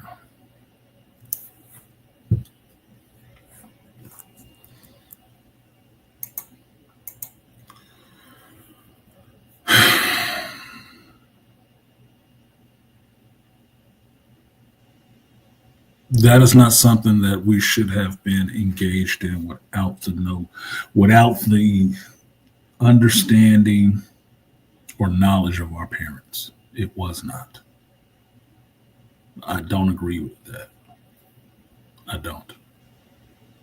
Because the psychological ramifications of what happened from 2 young teenage kids playing around and all into each other with sex and responsibilities that came after that with dealing with an unplanned, unwanted pregnancy from not having sex responsibly should not have been something that just the two of us was dealing with. That should have had to go through some adults. Now, understandable, people would say, well, what if some people don't have, overly right parents would be angry and all the rest of that shit. Yes, that happens. But that's the fear. The most extreme case, which they do exist. They do. But at the same time, a kid knowing what kind of parents they have probably wouldn't end up in that kind of situation, don't you think? They know their parents is unhinged because up until before that moment, they had already known. They had already been living with them. So you would automatically know that a pregnancy in this house with these people would not be the thing. But what they do when they say that is try to always pivot it to being an abusive man. That's all it is. It's a pivot to try to make men the boogeyman in that situation. Literally. Because they're never saying it about no woman. They're never saying it about some opportunistic ass welfare mama who just want a daughter to have babies so she can be on the dole just like she is. They're never saying it about that shit. They always paint the picture of some evil ass man that's going to beat the shit out of you if you show up pregnant. Like any of these girls got daddies anyway.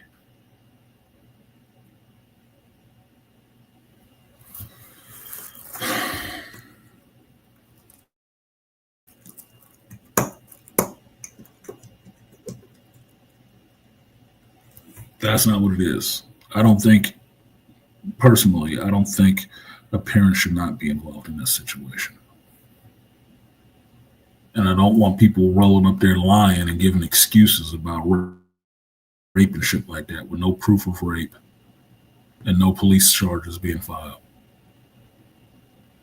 Because I don't want no, like I said, wrong and band rapist all of a sudden. Unknown, faceless, again, another boogeyman. Just out graping kids or graping girls just to impregnate them. Bullshit. Bullshit. If you want to look up that shit and get really into it, look up the rates of how many females are raped, because it's going to have to be on the ones that report it. How many of them that get raped end up actually pregnant? And what's the percentage of that?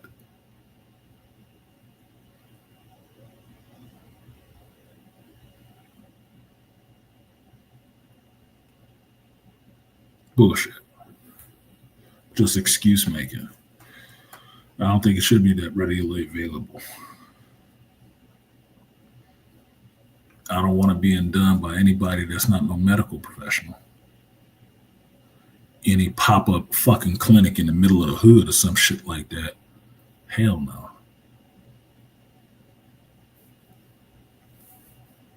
But you mad about all these Latinos and people having all these babies in here? Then get on the stick, motherfucker. That's your job.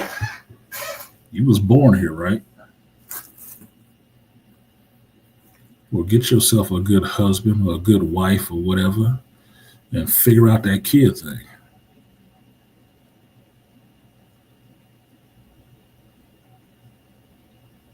And stop acting like, the higher power in some way is reflective of your dumb ass. Just confused and not knowing what the hell it's doing.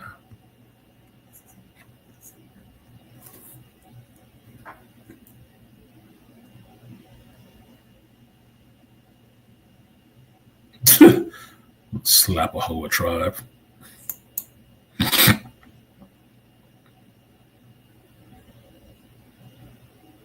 She only claimed her father and her mother. Who are we talking about? More eloquent than Trump? I'm not a politician. He ain't a politician either. That's why I just laugh at some of the shit he say. Some of the shit he say is funny as fuck to me. It is. It's just hilarious. I don't know why everybody pissed off. The entertainment spectrum did more on views of his ass being president than they did with Biden. You got more free material because this motherfucker say some goofy shit sometimes.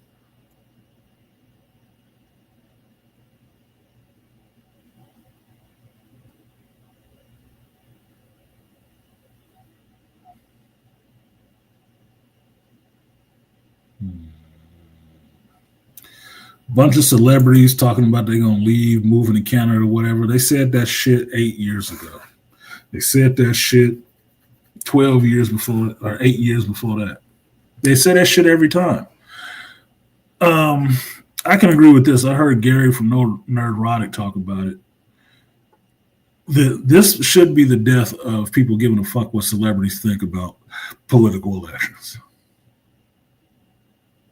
Because that is an old model of trotting out a celebrity to endorse something and you're supposed to follow it because you like the celebrity, so you follow what the celebrity says. Oh, hell no. No. Some can argue that I might be a celebrity. I don't have a big enough channel for that shit. But some people could say that Angry Man is a celebrity, especially if he can get recognized and pull thousands of people to watch him on his live stream every day.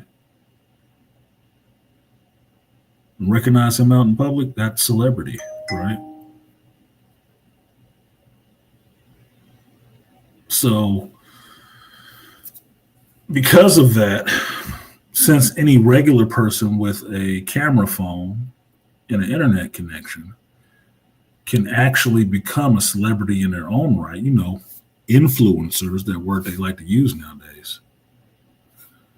Giving a fuck what a major celebrity who makes millions of dollars on one picture for regurgitating words that they let somebody else pour into their head is stupid. That is an outmoded form of endorsement. Look, Kamala Harris jumped up there with Beyonce and Cardi B and some other bitches that I don't even care what the hell they got. I don't even listen to their fucking music. Why would I care what they had to say? Do you realize most people really focus on the things that they care about, right? And if you put somebody up in front of me and say they're an actor, a worldwide known actor, did a lot of projects I like and all the rest of that shit, I do not think they're really politically astute. You know why? Because they focused all their energy on being a fucking actor, which means they're acting. They're good at people giving them lines to say and them saying it and trying to make it believable to you. I can't believe them. And not in a real world sense. Why would I? Have you watched any interviews with these people just having a regular human conversation? They muddle and fumble the incomplete sense. That's like they can't even fucking actually think. That's why when I find ones that actually can talk, if you want the penguin lead in, Kristen Milotti actually doing an interview talking, she comes up with shit. She talks. She's engaging. Like, oh my God, she's still human. Huh. And a good actress. Awesome. A lot of these people, they can't string together a coherent sentence. Cannot. And I think part of the problem is that they're always trying to piece what they want to say from words of other things they've already said. It's like that joke you'll see in comedy movies sometimes if the character is an actor and they want to make fun of him as being a shitty actor. They'll be trying to say something heartfelt and the person in the scene will be like, didn't you say that in one of your movies? Yes, because it's fucking true.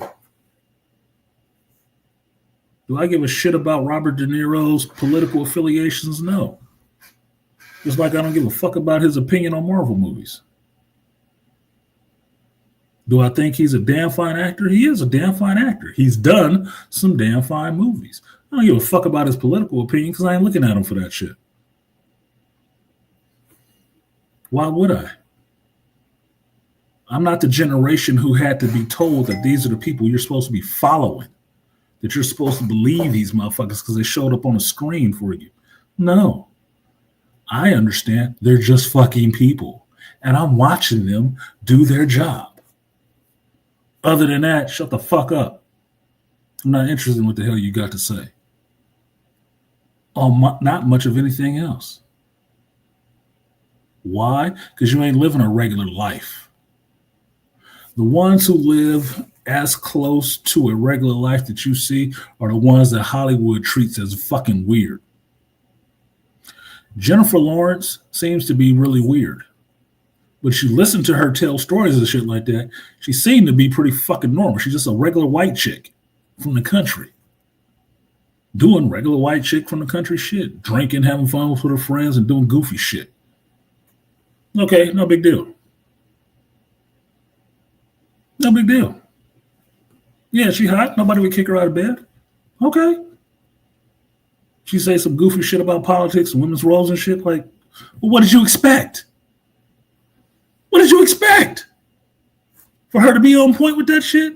Man, this is probably one of the motherfuckers that dropped out of high school to pursue their acting career. It wasn't listening to fucking civics class or history or politics. Get the fuck out of here. Why are you following them people like that? Look, I'll tell you this. The person who shows up in a political campaign, the person who shows up with the most celebrities is the one most undeserving for the fucking job. That's how you know. You know why? Because they had to get all the dancing girls and the glitz and the glamour out there to get you interested in the shit. To distract you from the fact they ain't got nothing. They ain't got shit. I don't need to see you standing up there with fucking Hollywood. I said, are you being cast in a movie? No. I don't give a fuck what these motherfuckers say. I know all of them is richer than me. Even the lowliest actor. So, if they not voting within their own interests, who interests is they voting in favor of? The studios? Because that's where they get their job from? Man, get these motherfuckers out of here. I don't care what the hell they got to say. I don't. I'll care if they remember their lines for the movie and if they did an accurate depiction of some character I like. Other than that, I don't give a fuck. They're regular people that don't mean shit. They are. Outside of this one extraordinary thing that they do. If they don't care about what the garbage man at the studio has to say, why should I give a fuck about what they have to say? Fuck you. I don't care like that. I don't have that celebrity bug like that. And I've been close to really famous people. I've never really been starstruck in that sense like that. I give them their respect that they're normal people that just do something extraordinary. That's it. But I still believe that they want normal people shit. Like, leave me alone in public. Let me enjoy my fucking meal. Let me take a piss without some weirdo running in the bathroom after me with a piece of paper and a pen and a camera phone. I'm just trying to piss. Get the fuck out of here. Oh, but I can't say that to you now, right? Because I'm a celebrity. You'll try to get rich off of that. Because people are assholes. I don't care about their political opinion. Sit your ass in your mansion and fill out your ballot card. And the next time somebody offer you some money to show up in a political campaign, because you don't do that shit for free. Don't even play. Don't even play. Tell them no, because you're trying to keep your career. And if they pressure you into doing that shit, well, there's laws against that kind of thing too. You should avail yourself of that. Yeah, Kamala bringing the sketch of celebrities. Oh, she's standing shoulder to shoulder with Megan Thee Stallion. What, that bitch that was shooting at people and sent a brother to jail for it? That's not an endorsement. The chick that was twerking on She-Hulk? Yeah, I don't like Megan Thee Stallion. Get somebody else. Who else you got? Beyonce, and she didn't perform? Oh, sad face. Well, Beyonce charged hundreds of dollars for her goddamn ticket. She wasn't giving you no free show because this booty don't shake for free. So, yeah, I'm not surprised. Her husband probably wouldn't be down with that shit either. No, you got to pay. You paid her to show up. You didn't pay her to perform. Different pricing. Different pricing.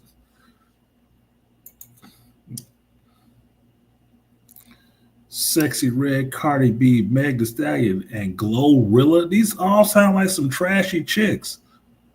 So the strip club gave her endorsement. Do I need to play to get the booty to the pole again?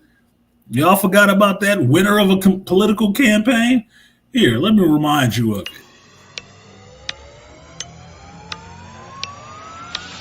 Get your booty to the pole, get your booty to the pole, get your booty to the pole, get your booty to the pole, get your booty to the pole, get your booty to the pole, get your booty to the pole, get your booty to the pole, yeah. Did we get your attention? Good. Get your booty to the pole. Get your booty to the pole. Get your booty to the pole.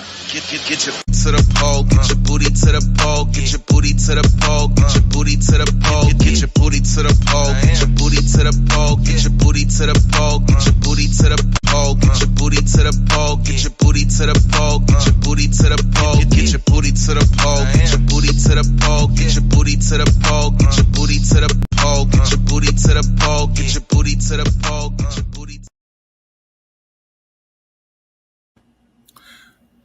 Now, in case y'all forgot, that was a political ad. Not with all the stuff I cut into it.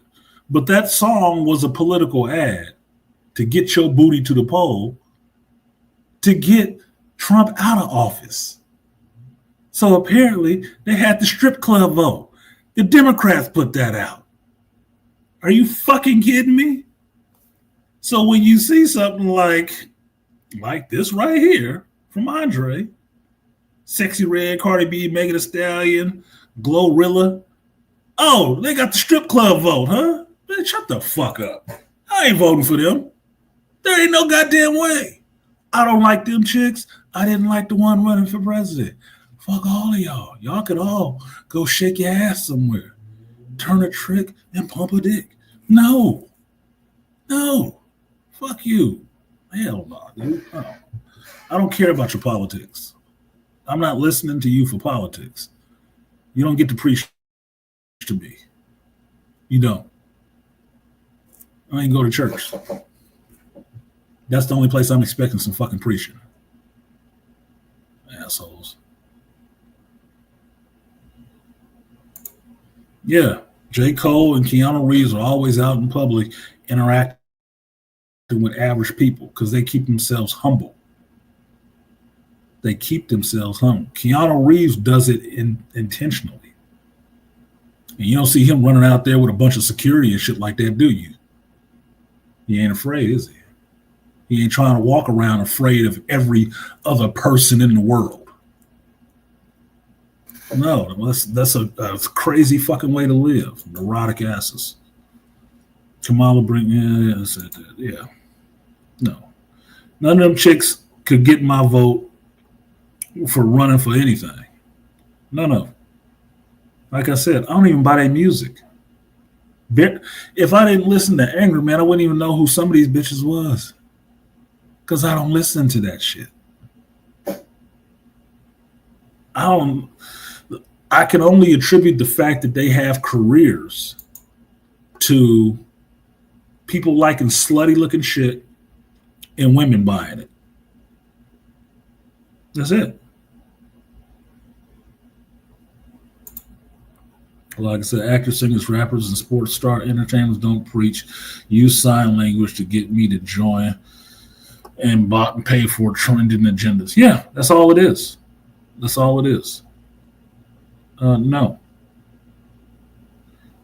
And don't tell me, oh, they didn't give you no cash for it. You getting paid something for it, motherfucker, or you wouldn't be doing it.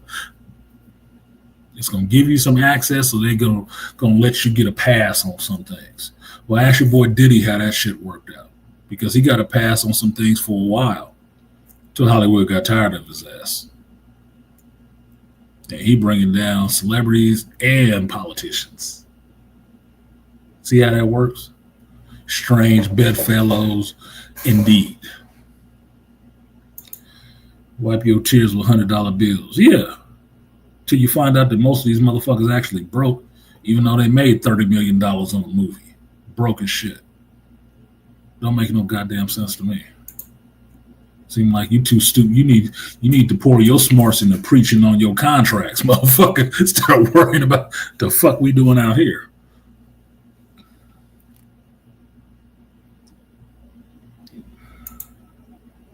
Yeah, they are trash.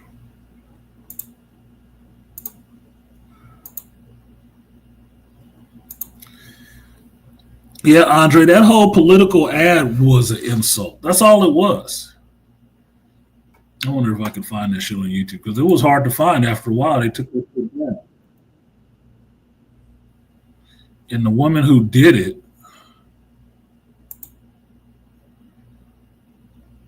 she was one of these little, she's a Democrat and just some political shit. She's in the video. Dressed up like a Magic City stripper.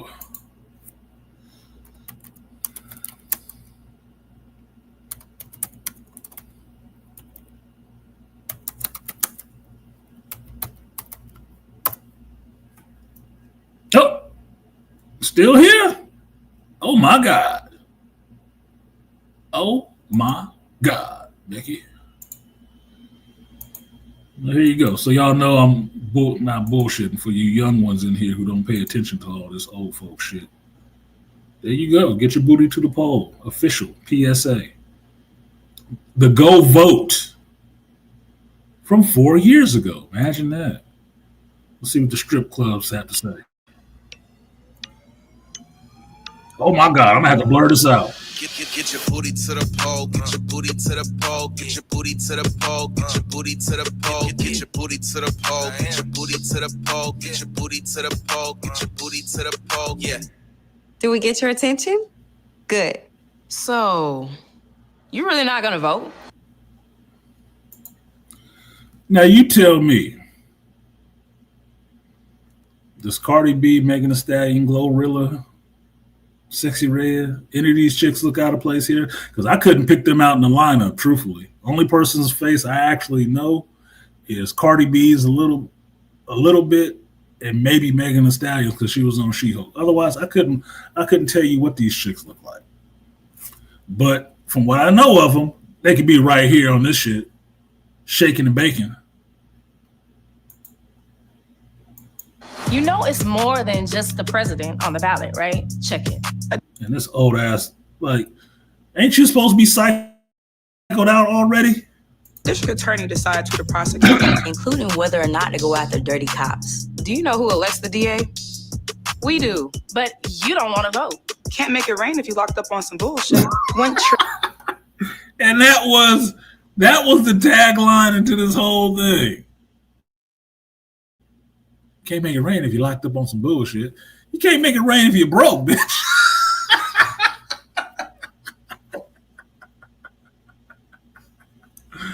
Holy shit, dude. Oh, God. This was such trades and coding, taught us skills, then vote for the school boards that will prepare us for the job. They got booty shaking. Want to end cash bail? Well, then vote for the sheriffs and county officials that feel the same way you do. But you talking about, they gonna pick who they gonna pick, shawty. Ferguson just elected their first black mayor. You know how that happened? It's clear Black lives. You know how that happened? They voted their first black mayor in? Sex? Is that what you're telling me? This was a campaign they put out there, and you had to wonder, who was they trying to target? Well, they was trying to target young men. And what did they use? Fucking clapping ass to go vote? Are you fucking kidding me? This shit was insulting. It was comical and insulting at the same time. It's like, you ain't even got the finest chicks up here. This is the person who made this video right here. This is her. This is her. This is her shit. This her grand idea for getting young men out to vote. Yeah, this was her grand plan. Yeah. While she dressed up. This was her grand plan. This is what she thinks of modern men. They only respond to booty clapping. Goofy shit. It was so insulting. Look, I turned my dread into humor for me. And that's why I took this song and made that donation thing, because apparently they think that's what y'all respond to. And some of you do. So fuck it. I use it too. Don't matter to some of our current elected officials. If they matter to you, Then don't let other people decide who's going to run your community. get your booty to the poll. Get your booty to the poll. Get your booty to the poll. Get your vote, yeah, vote, stretch. For information on how and where to vote, as well as resources to find out who's running where you live, go to getyourbootytothepoll.com. To the poll, get your booty to the poll, get your booty to the poll, get your booty.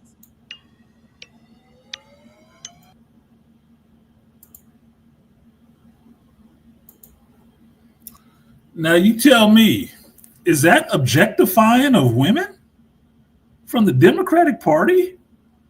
The party that love women, right? Shut the fuck up. It's only objectifying if a man profit from it. That's it. And not so much a man, a black man, because I can guarantee you some white dude profited from this shit. Cameraman, director. Yeah, some low IQ nonsense. For real. I voted. You voted for what? Johnson? Oh, man. That shit was just as cringe as the power of many stuff. That's why I use both of them, because they're just as cringe, just as ridiculous, just as talking about we're empowering women, and that's the only thing they thought to empower women with, sexuality. How does... Anyway.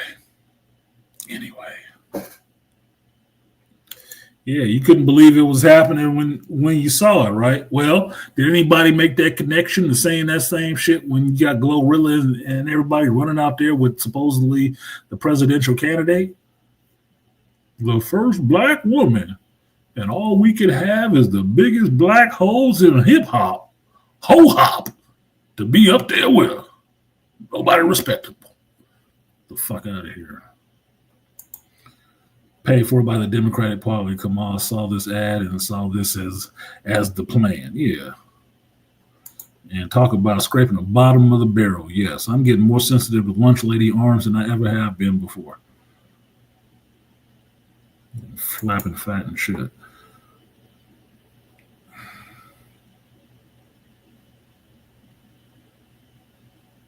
Yeah, we're not even going to talk about no voting, no vucking, because look, man, like I said before, Aquatech, you've heard this before. They run the same play every 4 years. I've been seeing this shit since I was 18, since I first started voting. That's when I noticed it. I am very good at pattern recognition. It don't take me long to see it. The same play every 4 years. The same one.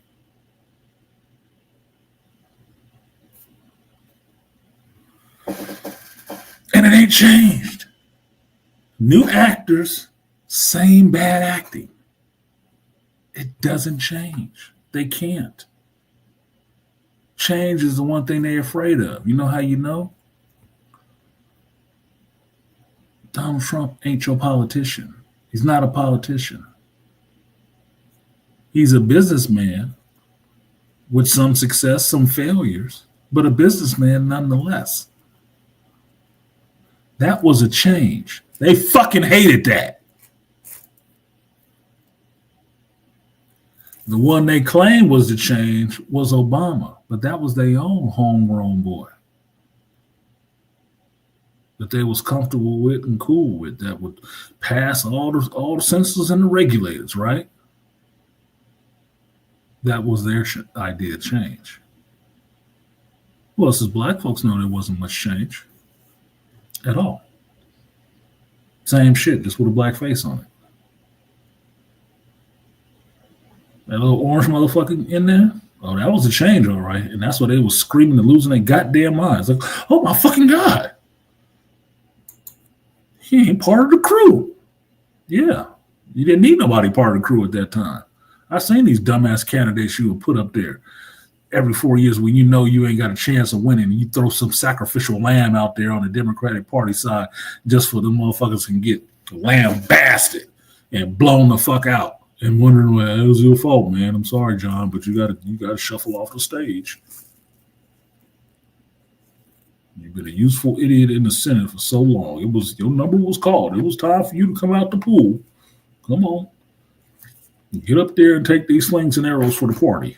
Fuck you. That's why I don't think that it should just be always come down to just these two parties. That's why. Nothing is changing that way.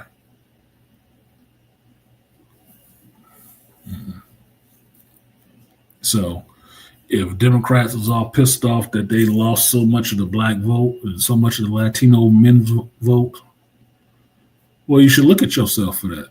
Look in the mirror. That would mean that what you are pushing and propping up does not speak to Latino men or black men. And if you care about that, which you don't, you might want to look at it instead of just crying about it. You might want to look at that. You might want to change something.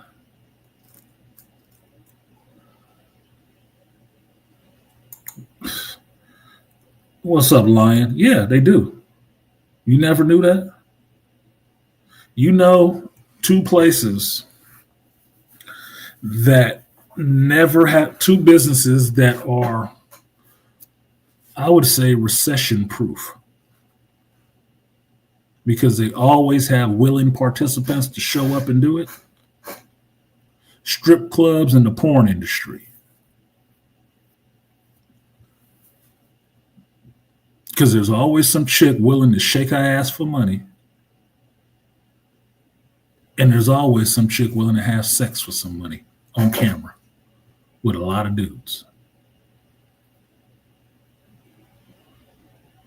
Your ass might not be able to get a job as a porn star. Especially if you can't hold your load. When you get too excited, like, man, I can fuck all this shit. Oh! No. You ain't in the best shape. Because this ain't the 70s. You can't be Ron Jeremy no more. You can't be the hedgehog no more. No. But there's always some cute chick willing to show her titties, show her ass, show her opening, Mia Khalifa, and offer it up to anybody for the right amount of money. Problem is just how much she gonna make you pay for it. Those businesses never go under. Never. And they never will. It's not just on the person consuming the shit. If it wasn't available, it wouldn't be shit to consume, would it? There ain't blonde, big booby chicks and plastic surgery and shit like that, and folks flocking to Florida and California, LA, just because they really think they want to be memorizing some fucking lines. No. If that was the case, OnlyFans wouldn't be a thing. And even your most respectable NAACP members got their ass on there half naked. Selling pubes hair, feet pics, and anything else they can sell off their body, off their objectification to make their bread. Because it's the one thing that always sells. So shut the fuck up. Men don't have to objectify women. They do it on their own. And videos like that proves it.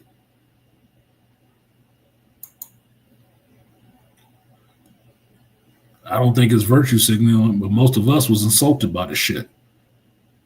If you had to pay to watch it, would you? Fuck no. I only know about OnlyFans because people tell me about it. I have never paid to see no shit like that. Never.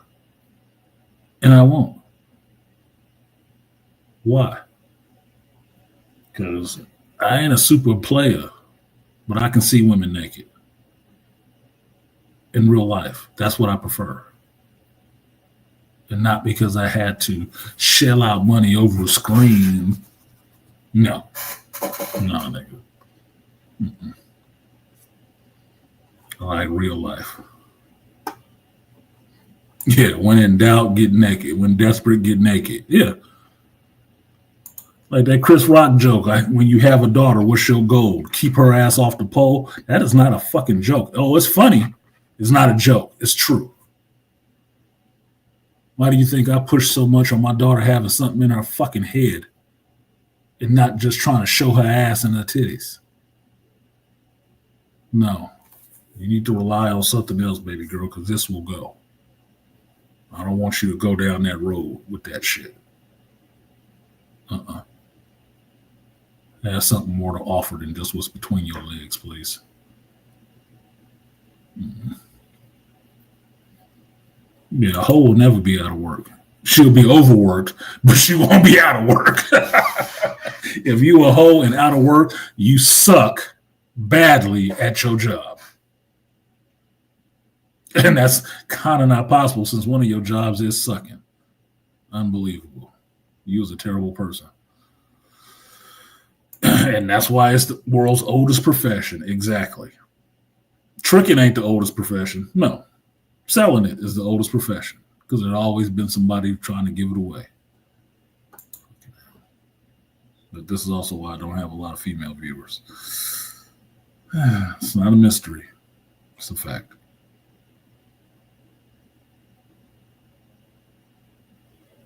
Yeah, it's 2024. Dude, all kind of shit sell now simply on sex. On the allure of sex. If I can see the little booby girl wearing a water bra and pushing it up as high as she can and have it in the camera just so motherfuckers will watch her, that's what the hell it is. It's not against nature to understand that heterosexual people are attracted to women. It's not outside the pale to understand that lesbian women are attracted to women. Women can be very beautiful and very alluring and pleasing to the eye and all that shit. It can be. But there are women who base their whole identity around that shit and understand that is something, a commodity that could be sold, and they willingly try to sell it. And there's women who understand that shit and don't try to sell that shit at all. They downplay it a little bit and try to sell you something else. Their intelligence, what they have to say on something. They didn't make female weather women because they wanted you to listen to the goddamn weather. They wanted some eye candy up there. Because eye candy gets people to look at.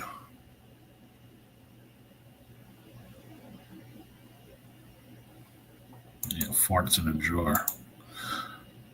No clear platform heels in your daughter's wardrobe? Fuck no, it better not be. I mean, my daughter got some fucking fuck off boots. Not no thigh high hoe boots. No, she got some rugged. I might be in the SS boots, but that's my daughter, man. She got some practical shit she like. No stripper wear. I've seen one picture of my daughter with one of her little boyfriends, or one of the dudes she was dating. They look like some goddamn. She trying to be that damn grown? She better tell me who this Negro is. Let's see, he got tattoos and dress. Who the fuck is this dude? Yeah, I think he fucking my daughter. Who is he? I ain't mad at him about fucking my daughter. I just want her to be more damn discerning. Who she let between the legs is her business. But goddamn. Be more discerning and use your protect. Make sure you're using your protection. Don't be bringing that shit home with you. But her dude now, Connor, he cool. He cool. Connor's cool. Connor is cool. That tall ass drinker, German. Anyway, so what else I got? I got 2.5 hours in. Let me drop this link for you guys so eventually you can jump up here. Since we all on the early tip. And my computer still says California time, but my cell phone gives me real time. So I got some geek shit to do in 30 minutes or so. So on politics, cool your fucking jets. Calm the fuck down. Live your life. You mad that your team lost? Be mad your team lost. So what? So I don't get into all that sis boom ba rah rah shit, all that tribalism shit. Have y'all fucked up in the head. You can't never work together because you're always fucking around with worried about they on the other team. So what? Shout out to Aquatechie. Appreciate you, Aquatechie. For supporting the stream, I will give you the guts and butts. Appreciate it. Double up, 3 or 4 times. I ain't telling no lies. Run it up. Never let a hard time on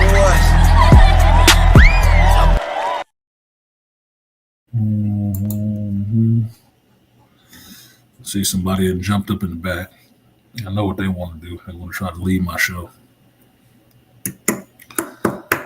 So what's the other point I'll say before I get to this next piece of shit? You are going to see, because of how Hollywood was so invested in this election, not like they never have been. Unfortunately for them, the Civil War movie did not come true, so they can make any movies about that shit. The question I thought up was, where does Hollywood go from here? Because anybody looking to any one of these actors as their political Sherpa should understand they are very deluded.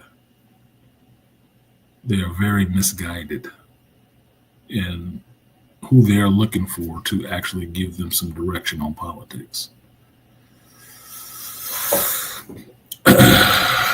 How will that change? Will it be a come to Jesus moment for Hollywood?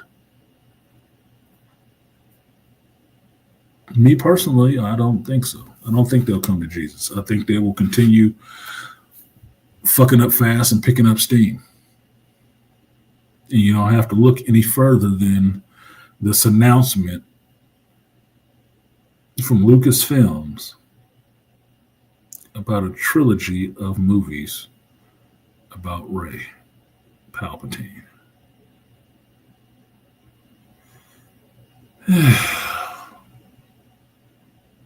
So this woman at Lucasfilm, she who we refuse to name,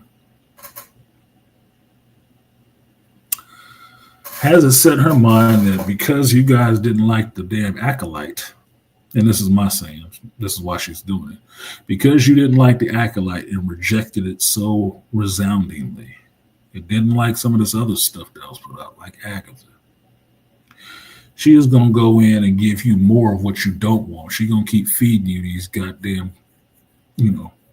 cream broccoli or some shit and stuff it in your fucking mouth and make you eat this shit. Because she don't give a goddamn about this franchise at all. She's just using this because she likes making men uncomfortable and upset. So she's going to keep doing that shit. And she's going to give you not one, but 3 movies that your ass ain't going to want to watch. And didn't ask for.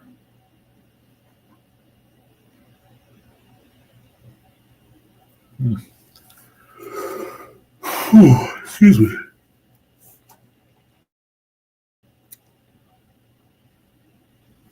Now, you already know I have no love for this chick because she has no love for the franchise that she is actually working in and responsible for. She has no love for it. So I don't have to have any love for her. And I disagree with Star Wars theory here is that I don't have to be respectful to somebody who has already been disrespectful to me. I don't have to be respectful. I don't have to couch my words in polite tones even still. Fuck you. I get the right to say whatever I feel like saying. Just like they have the right to say whatever the hell they feel like saying. And apparently, them being respectful of me was not top of their list.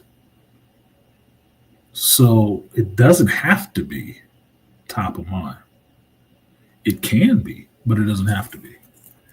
They get whatever the fuck they get after that. It's like somebody running up and punching you in the fucking face and calling you some name outside of your own. Yeah, you can take that shit and say, oh yeah, that was a good shot. You know, you need to calm down. Or you can knock the shit out of their ass back too. Now, where does that leave the world? At that moment, the world ain't involved in that shit. It's now a personal dispute between you and another person who has actually wronged you.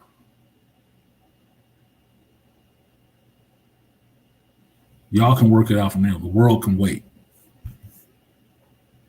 The world can wait. We got to deal with this instance right here first. So, whereas I agree respect is better because they cannot discount your criticism as readily as they can if you use colorful metaphors and derogatory language. Well, that's what they got other people for. That ain't me. Fuck them and what they're doing with Star Wars. And fuck Kathleen Kennedy most specifically.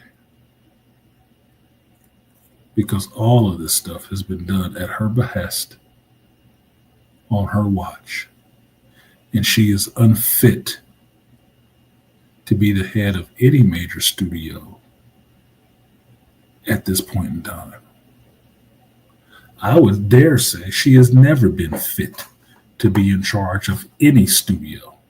If she was, Frank Marshall would have gave her one a long time ago. You know, her husband. And she would not need a list of co-credits behind other people of actual creative, artistic integrity. She has none of that. And she is bastardizing their works every chance she gets. So I don't have to like her. I don't have to be respectful to her.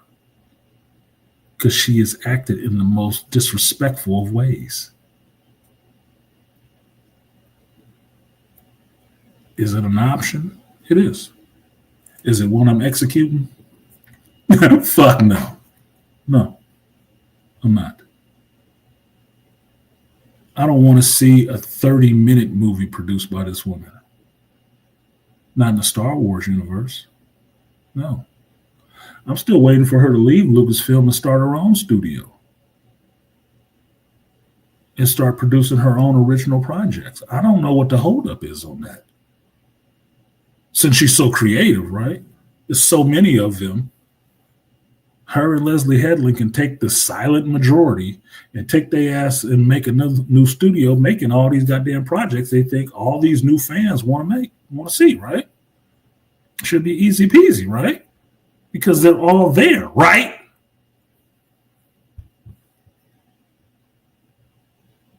Then what's the holdup? You have such a big name in Hollywood, nobody will follow you to a studio you make yourself? You mean all these actors and stuff can make their own production companies and have control of the films they do and shit, and you can't figure out how to do that?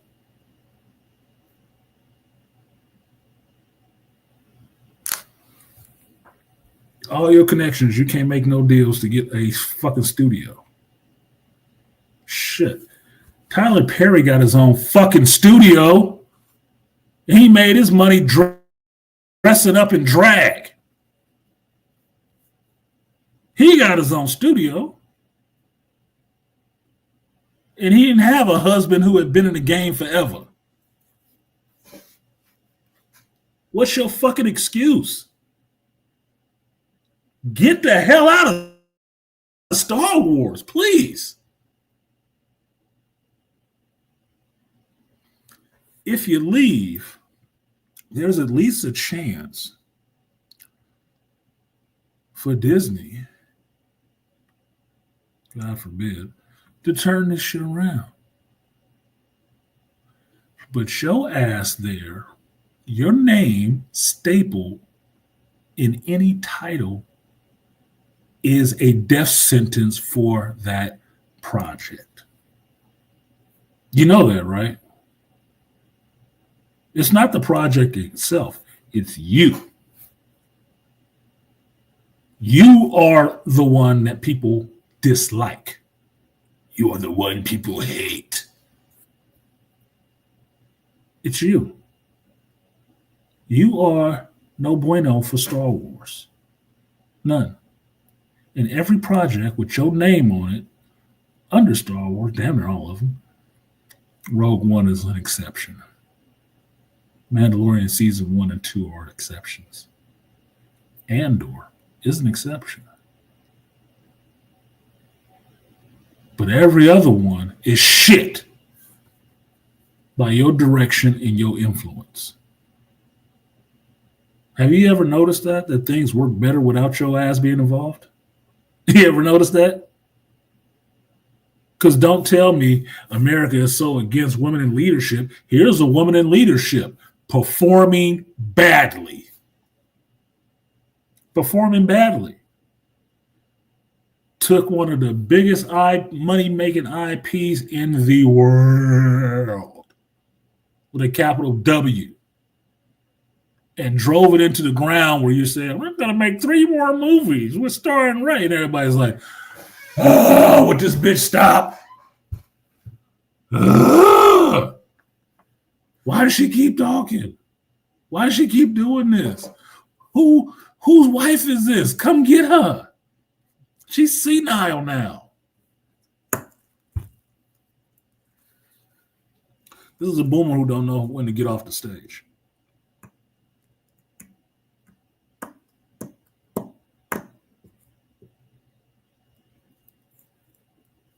Yeah. Malika knew exactly who I was talking about. Tyler Perry. Tyler Perry do work in front of the camera and behind the camera.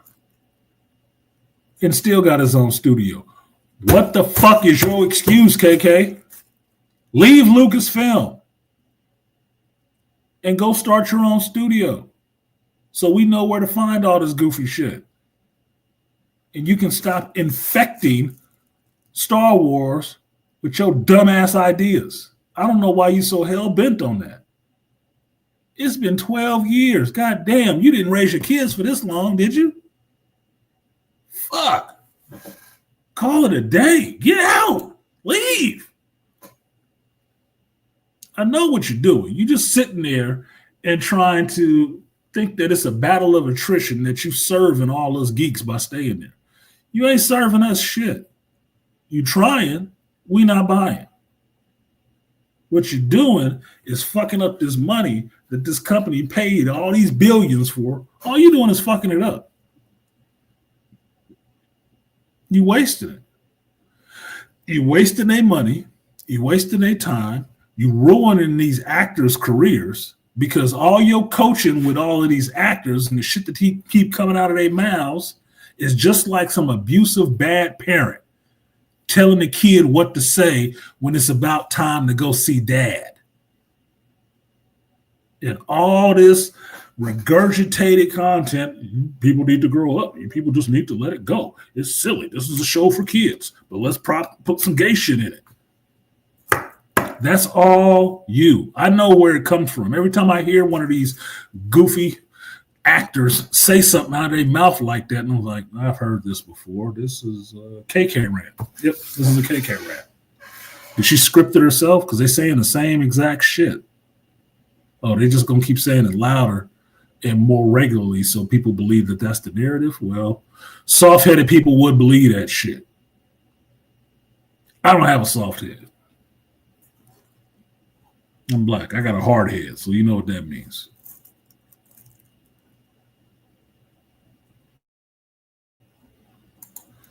Fuck. Kamala, KK, what was the lady that was over at DC, Warner Brothers? The chick over at Amazon. Who's the other one? Amy Pascal or something? Come on, man. There's too many examples of women being in power and it going badly. Being fucking tyrants and dictators. And not making good products whatsoever. How was that last season of Rings of Power? Did y'all enjoy that? I didn't even watch the shit. I couldn't bring myself to watch it. I'm watching other content creators do that shit and suffering. I'm like, ooh. Sign of the cross to you, sir. Woo. Jesus. I couldn't take that journey, man. I was afraid. Like, no, I refuse. I fucking flat out refuse. Even the show that I like coming on tonight, which is Penguin. There's a woman in charge of that shit. There's a woman in there too. Oh yeah, Carly Fiore. No, fuck yeah, HP. Good lord. Good lord. At least the tech company moved a little bit quicker. They wasn't gonna keep losing money on that shit. It'd be interesting to see who in charge of this Ubisoft shit.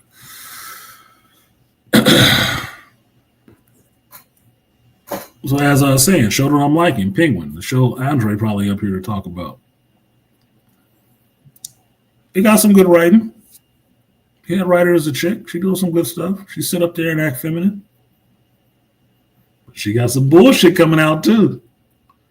She got some bullshit in it. Don't think I didn't see it, bitch. I'm giving you some passes because the rest of this stuff leading up to it has been really good. But I'm saying,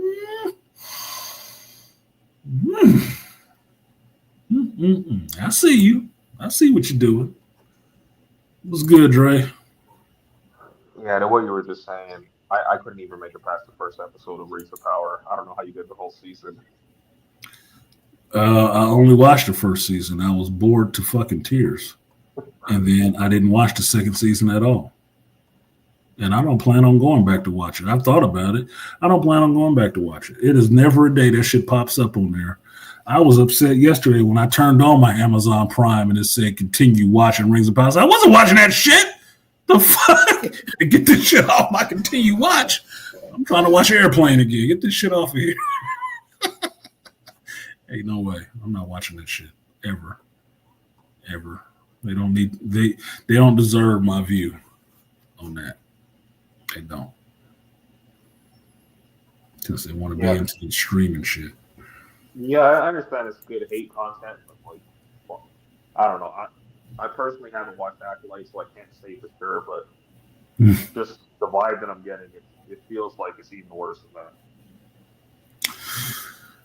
that.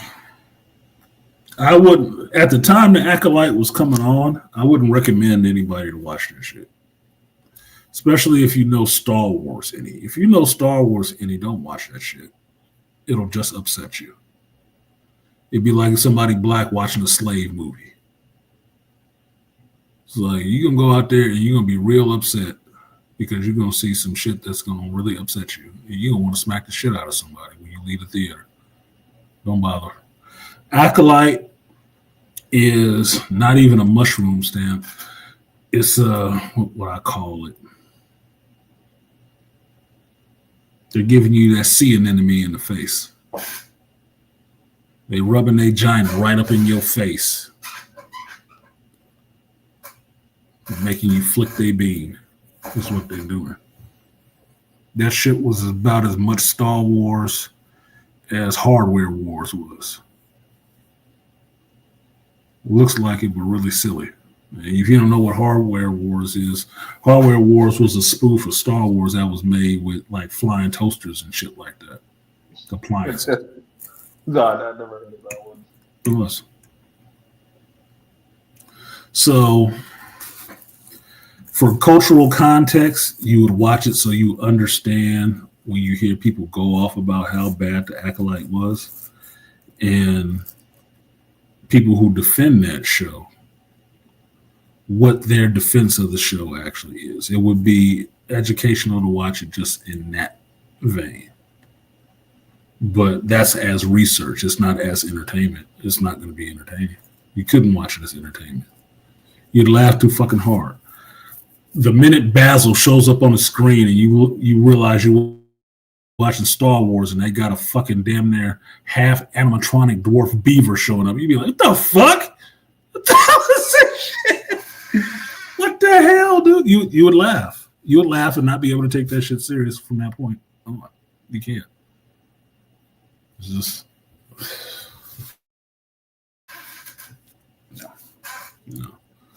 The best character they turned into nothing. Soul. The weirdest character who killed himself, a Jedi who kills himself. You see what happens, like, that's nothing for you to kill yourself. What the fuck, dude? That's nothing to kill yourself over. You were in the right. Oh my God. It's incompetence with a budget. Incompetence with a budget. So if you want to watch it for research purposes, I would say go ahead and watch it. If you watched it for entertainment, good luck. But, you know, people are entertained by car crashes. So I won't fault you on how you entertain yourself, but there are better things to watch. So what else you got? You waited all that time, came up here, and now you silent. This is weird for you. No, I was listening to what you were saying. What you were talking about earlier, when you were talking about the celebrities, doing this on the Kamala train, and how people shouldn't be listening to what celebrities are saying. I think my biggest disappointment was the so-called Avengers when they had their Zoom call. That was it was so bad. Yeah, that was for me. That was Scarlett Johansson's doing. For me, that's what it was. And she got all those people to get up there because everybody likes Scarlett and she's pretty and stuff like that. Got all those people up there to sit there and do that shit outside of Mark Ruffalo, because he would have been up there anyway talking some goofy shit. Like, I like Mark Ruffalo as an actor. I don't like him speaking out in public. I think he's another one that needs to shut the fuck up, because if you thought I gave a fuck about what you thought in that vein, you are sorely mistaken, sir. Let me remind you. You are my least favorite actor as the Incredible Hulk. This is a little throwback for you to 1978.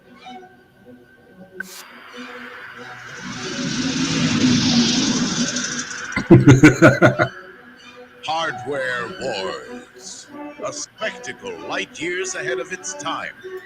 Malika, I know my titles, man. Starring Fluke Starbucker, Intergalactic Boy Wonder, incredible celestial battles, ablaze with death-dealing weaponry.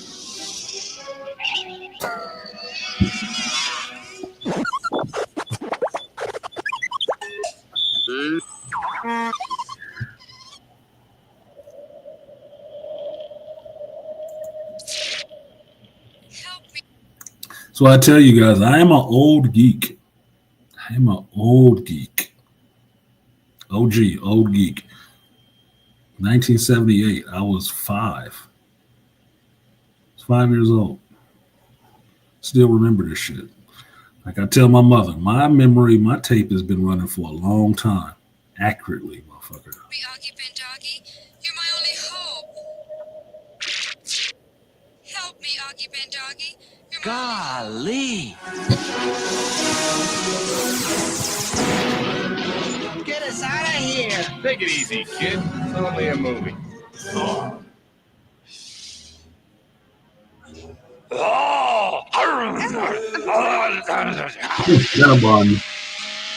Hardware Wars, a sprawling space saga of romance, rebellion, and household appliances. Hardware Wars. You'll laugh, you'll cry, you'll kiss $3 goodbye. May the farce be with you.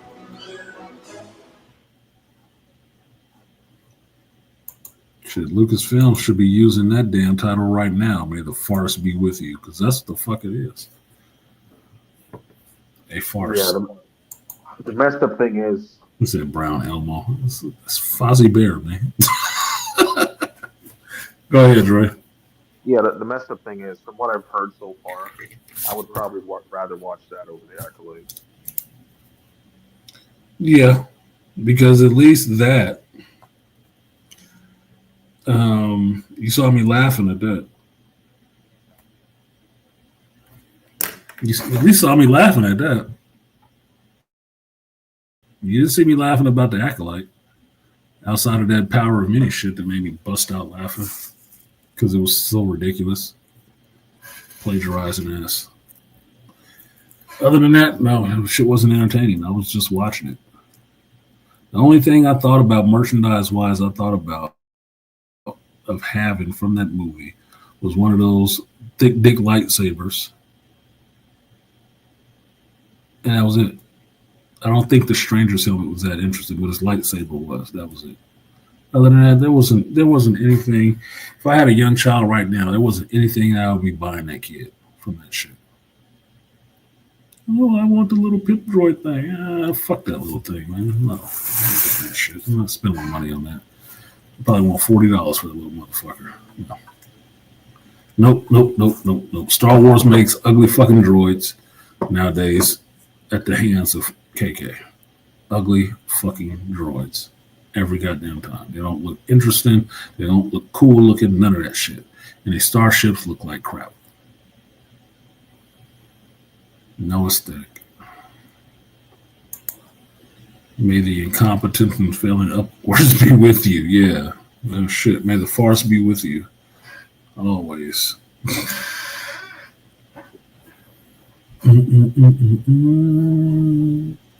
So what else you got? That's it? That's all you want? I can drop you down. I can keep talking about my other shit. We can talk about Quincy Jones and Tony Todd being dead, which is not. Quincy Jones was a bit old. Tony Todd is a little bit of a shock because I didn't realize that brother was that damn old. But kind of disappointing. I can see him again in my trailer or my closing thing. 1 minute? No. I'm doing a show. I don't have time to sit up there and wait for your ass to get your shit together. Get your shit together and come back. It's not how this works. I'm on my time. And I don't like people wasting mine. So next thing on here is that I got is at least about the Star Wars shit, another Rey trilogy. I heard another commenter or content creator saying that the movie will probably never come out. Yeah, we heard that about the Acolyte too. Understand this, if you know anything about KK, if she thinks it will upset the fans the most, that shit is coming. She will move heaven and hell to make sure that comes out to shit in your face. So that shit is coming. Sooner or later. That's just my belief. It's just my belief. If it will do some damage to the Star Wars franchise, it's definitely coming out from her. She's definitely going to make sure she puts it out. Now, the bright spot to all of this KK bullshit is that my boy Steven, FD Steven, sent me a picture to let me know that season 2 of Andor is coming out in April. Now, I'm looking forward to that. And here's the funny part about that. KK is directly responsible for Andor. As far as I know. She is responsible for pushing this character to have his own show after that because she was such a fan of the Andor character, right? The representation of a Latino in Star Wars. She was all for that. Now, for me, I thought the character Andor was interesting because I liked the whole spy aspect of the character in the Star Wars universe. I thought that was interesting. That was an interesting place to go. And I was down for watching that. And I was not disappointed in the Andor show once I watched it and got into it. Now, a lot of people tuned out really quickly on Andor, like they tuned out really quickly on WandaVision, and they tuned out really quickly on Acolyte and Agatha, and all the rest of these shows that they claim to review, but they tune out really early on because their attention spans are that of short timers, millennials. I don't have that kind of attention span. So I will watch things all the way through as much as I can. Rings of Power, I'm not going back to by choice. Not fear, choice. I'm not watching this shit. And what I got from investing that time in Andor is that it was a really good show. It was a very well-written show. And the story in the story format, I enjoyed. I found it refreshing. It was something different. And for me, having watched the whole show from episode 1 all the way through, I don't have a problem pitching Andor to anybody to watch. I don't. Because it covered at least 3 genres in that shit. In a Star Wars movie. Now, I've heard the criticism why people didn't watch Andor and that why they don't consider it Star Wars is that because it wasn't fun. It wasn't hopeful. Okay. Was Empire Strikes Back hopeful? Or was it kind of a downer?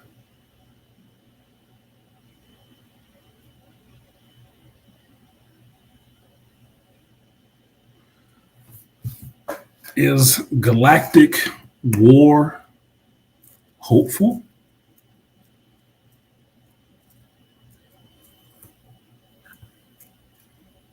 No, I don't think so. The end result is hopeful, but the war itself is not hopeful. So seeing how the Empire took control and how the government apparatus, the secret police and stuff like that within this empire, imperial government, actually start, taking hold of things and corporations and stuff like that, and how it all went into becoming the all-encompassing empire that we know of is interesting. That is not a hopeful situation to be in. Not after Order 66. There is no hope. There isn't.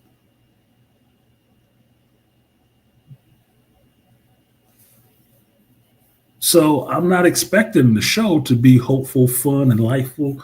That's not where the story is. The story is right after Order 66.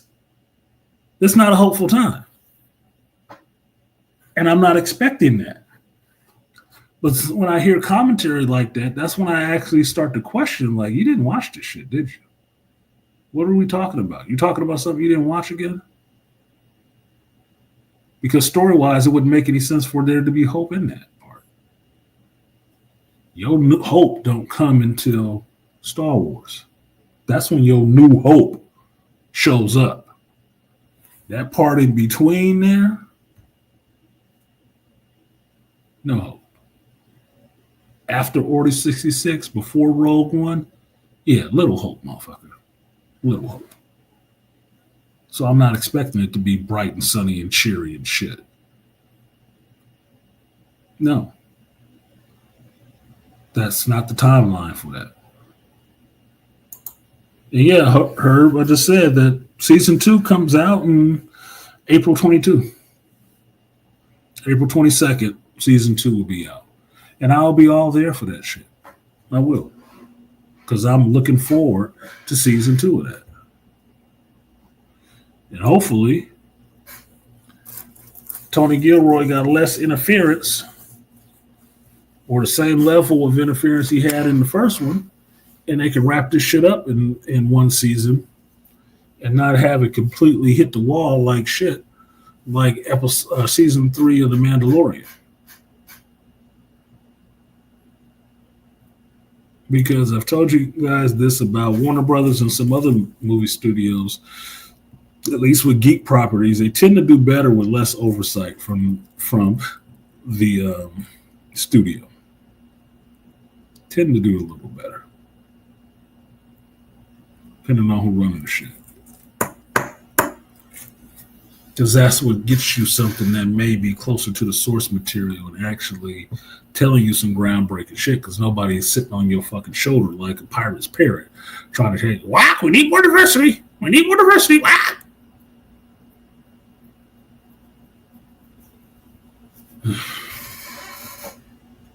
You can get that. Singular visions on certain things are more important in group. More important than the group, I would say. Anyway, my ass is getting tired and you guys have slowed up, so something else is going on. And I'm more apt to let you guys get to it. I do got some hardcore geeking to do today. And for me, it is already 2 o'clock. So I got to get to my next thing.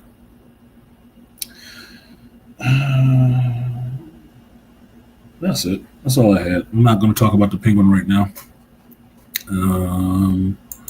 It will come on at 6.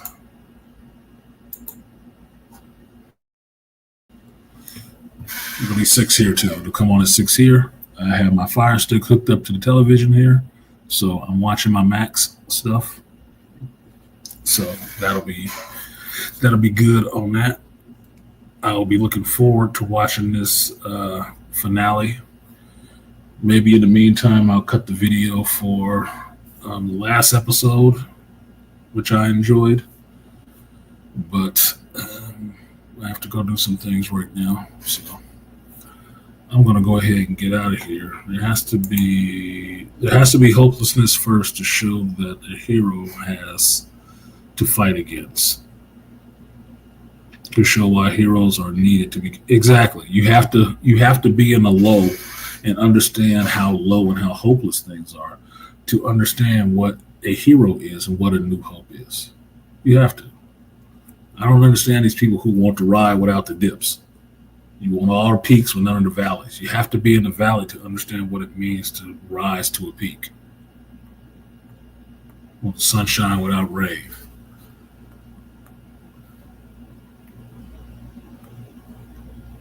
That makes no sense to me. You have to have both. Yin and yang of life. Bad and good. So I'm not worried about it. I'm looking forward to the show.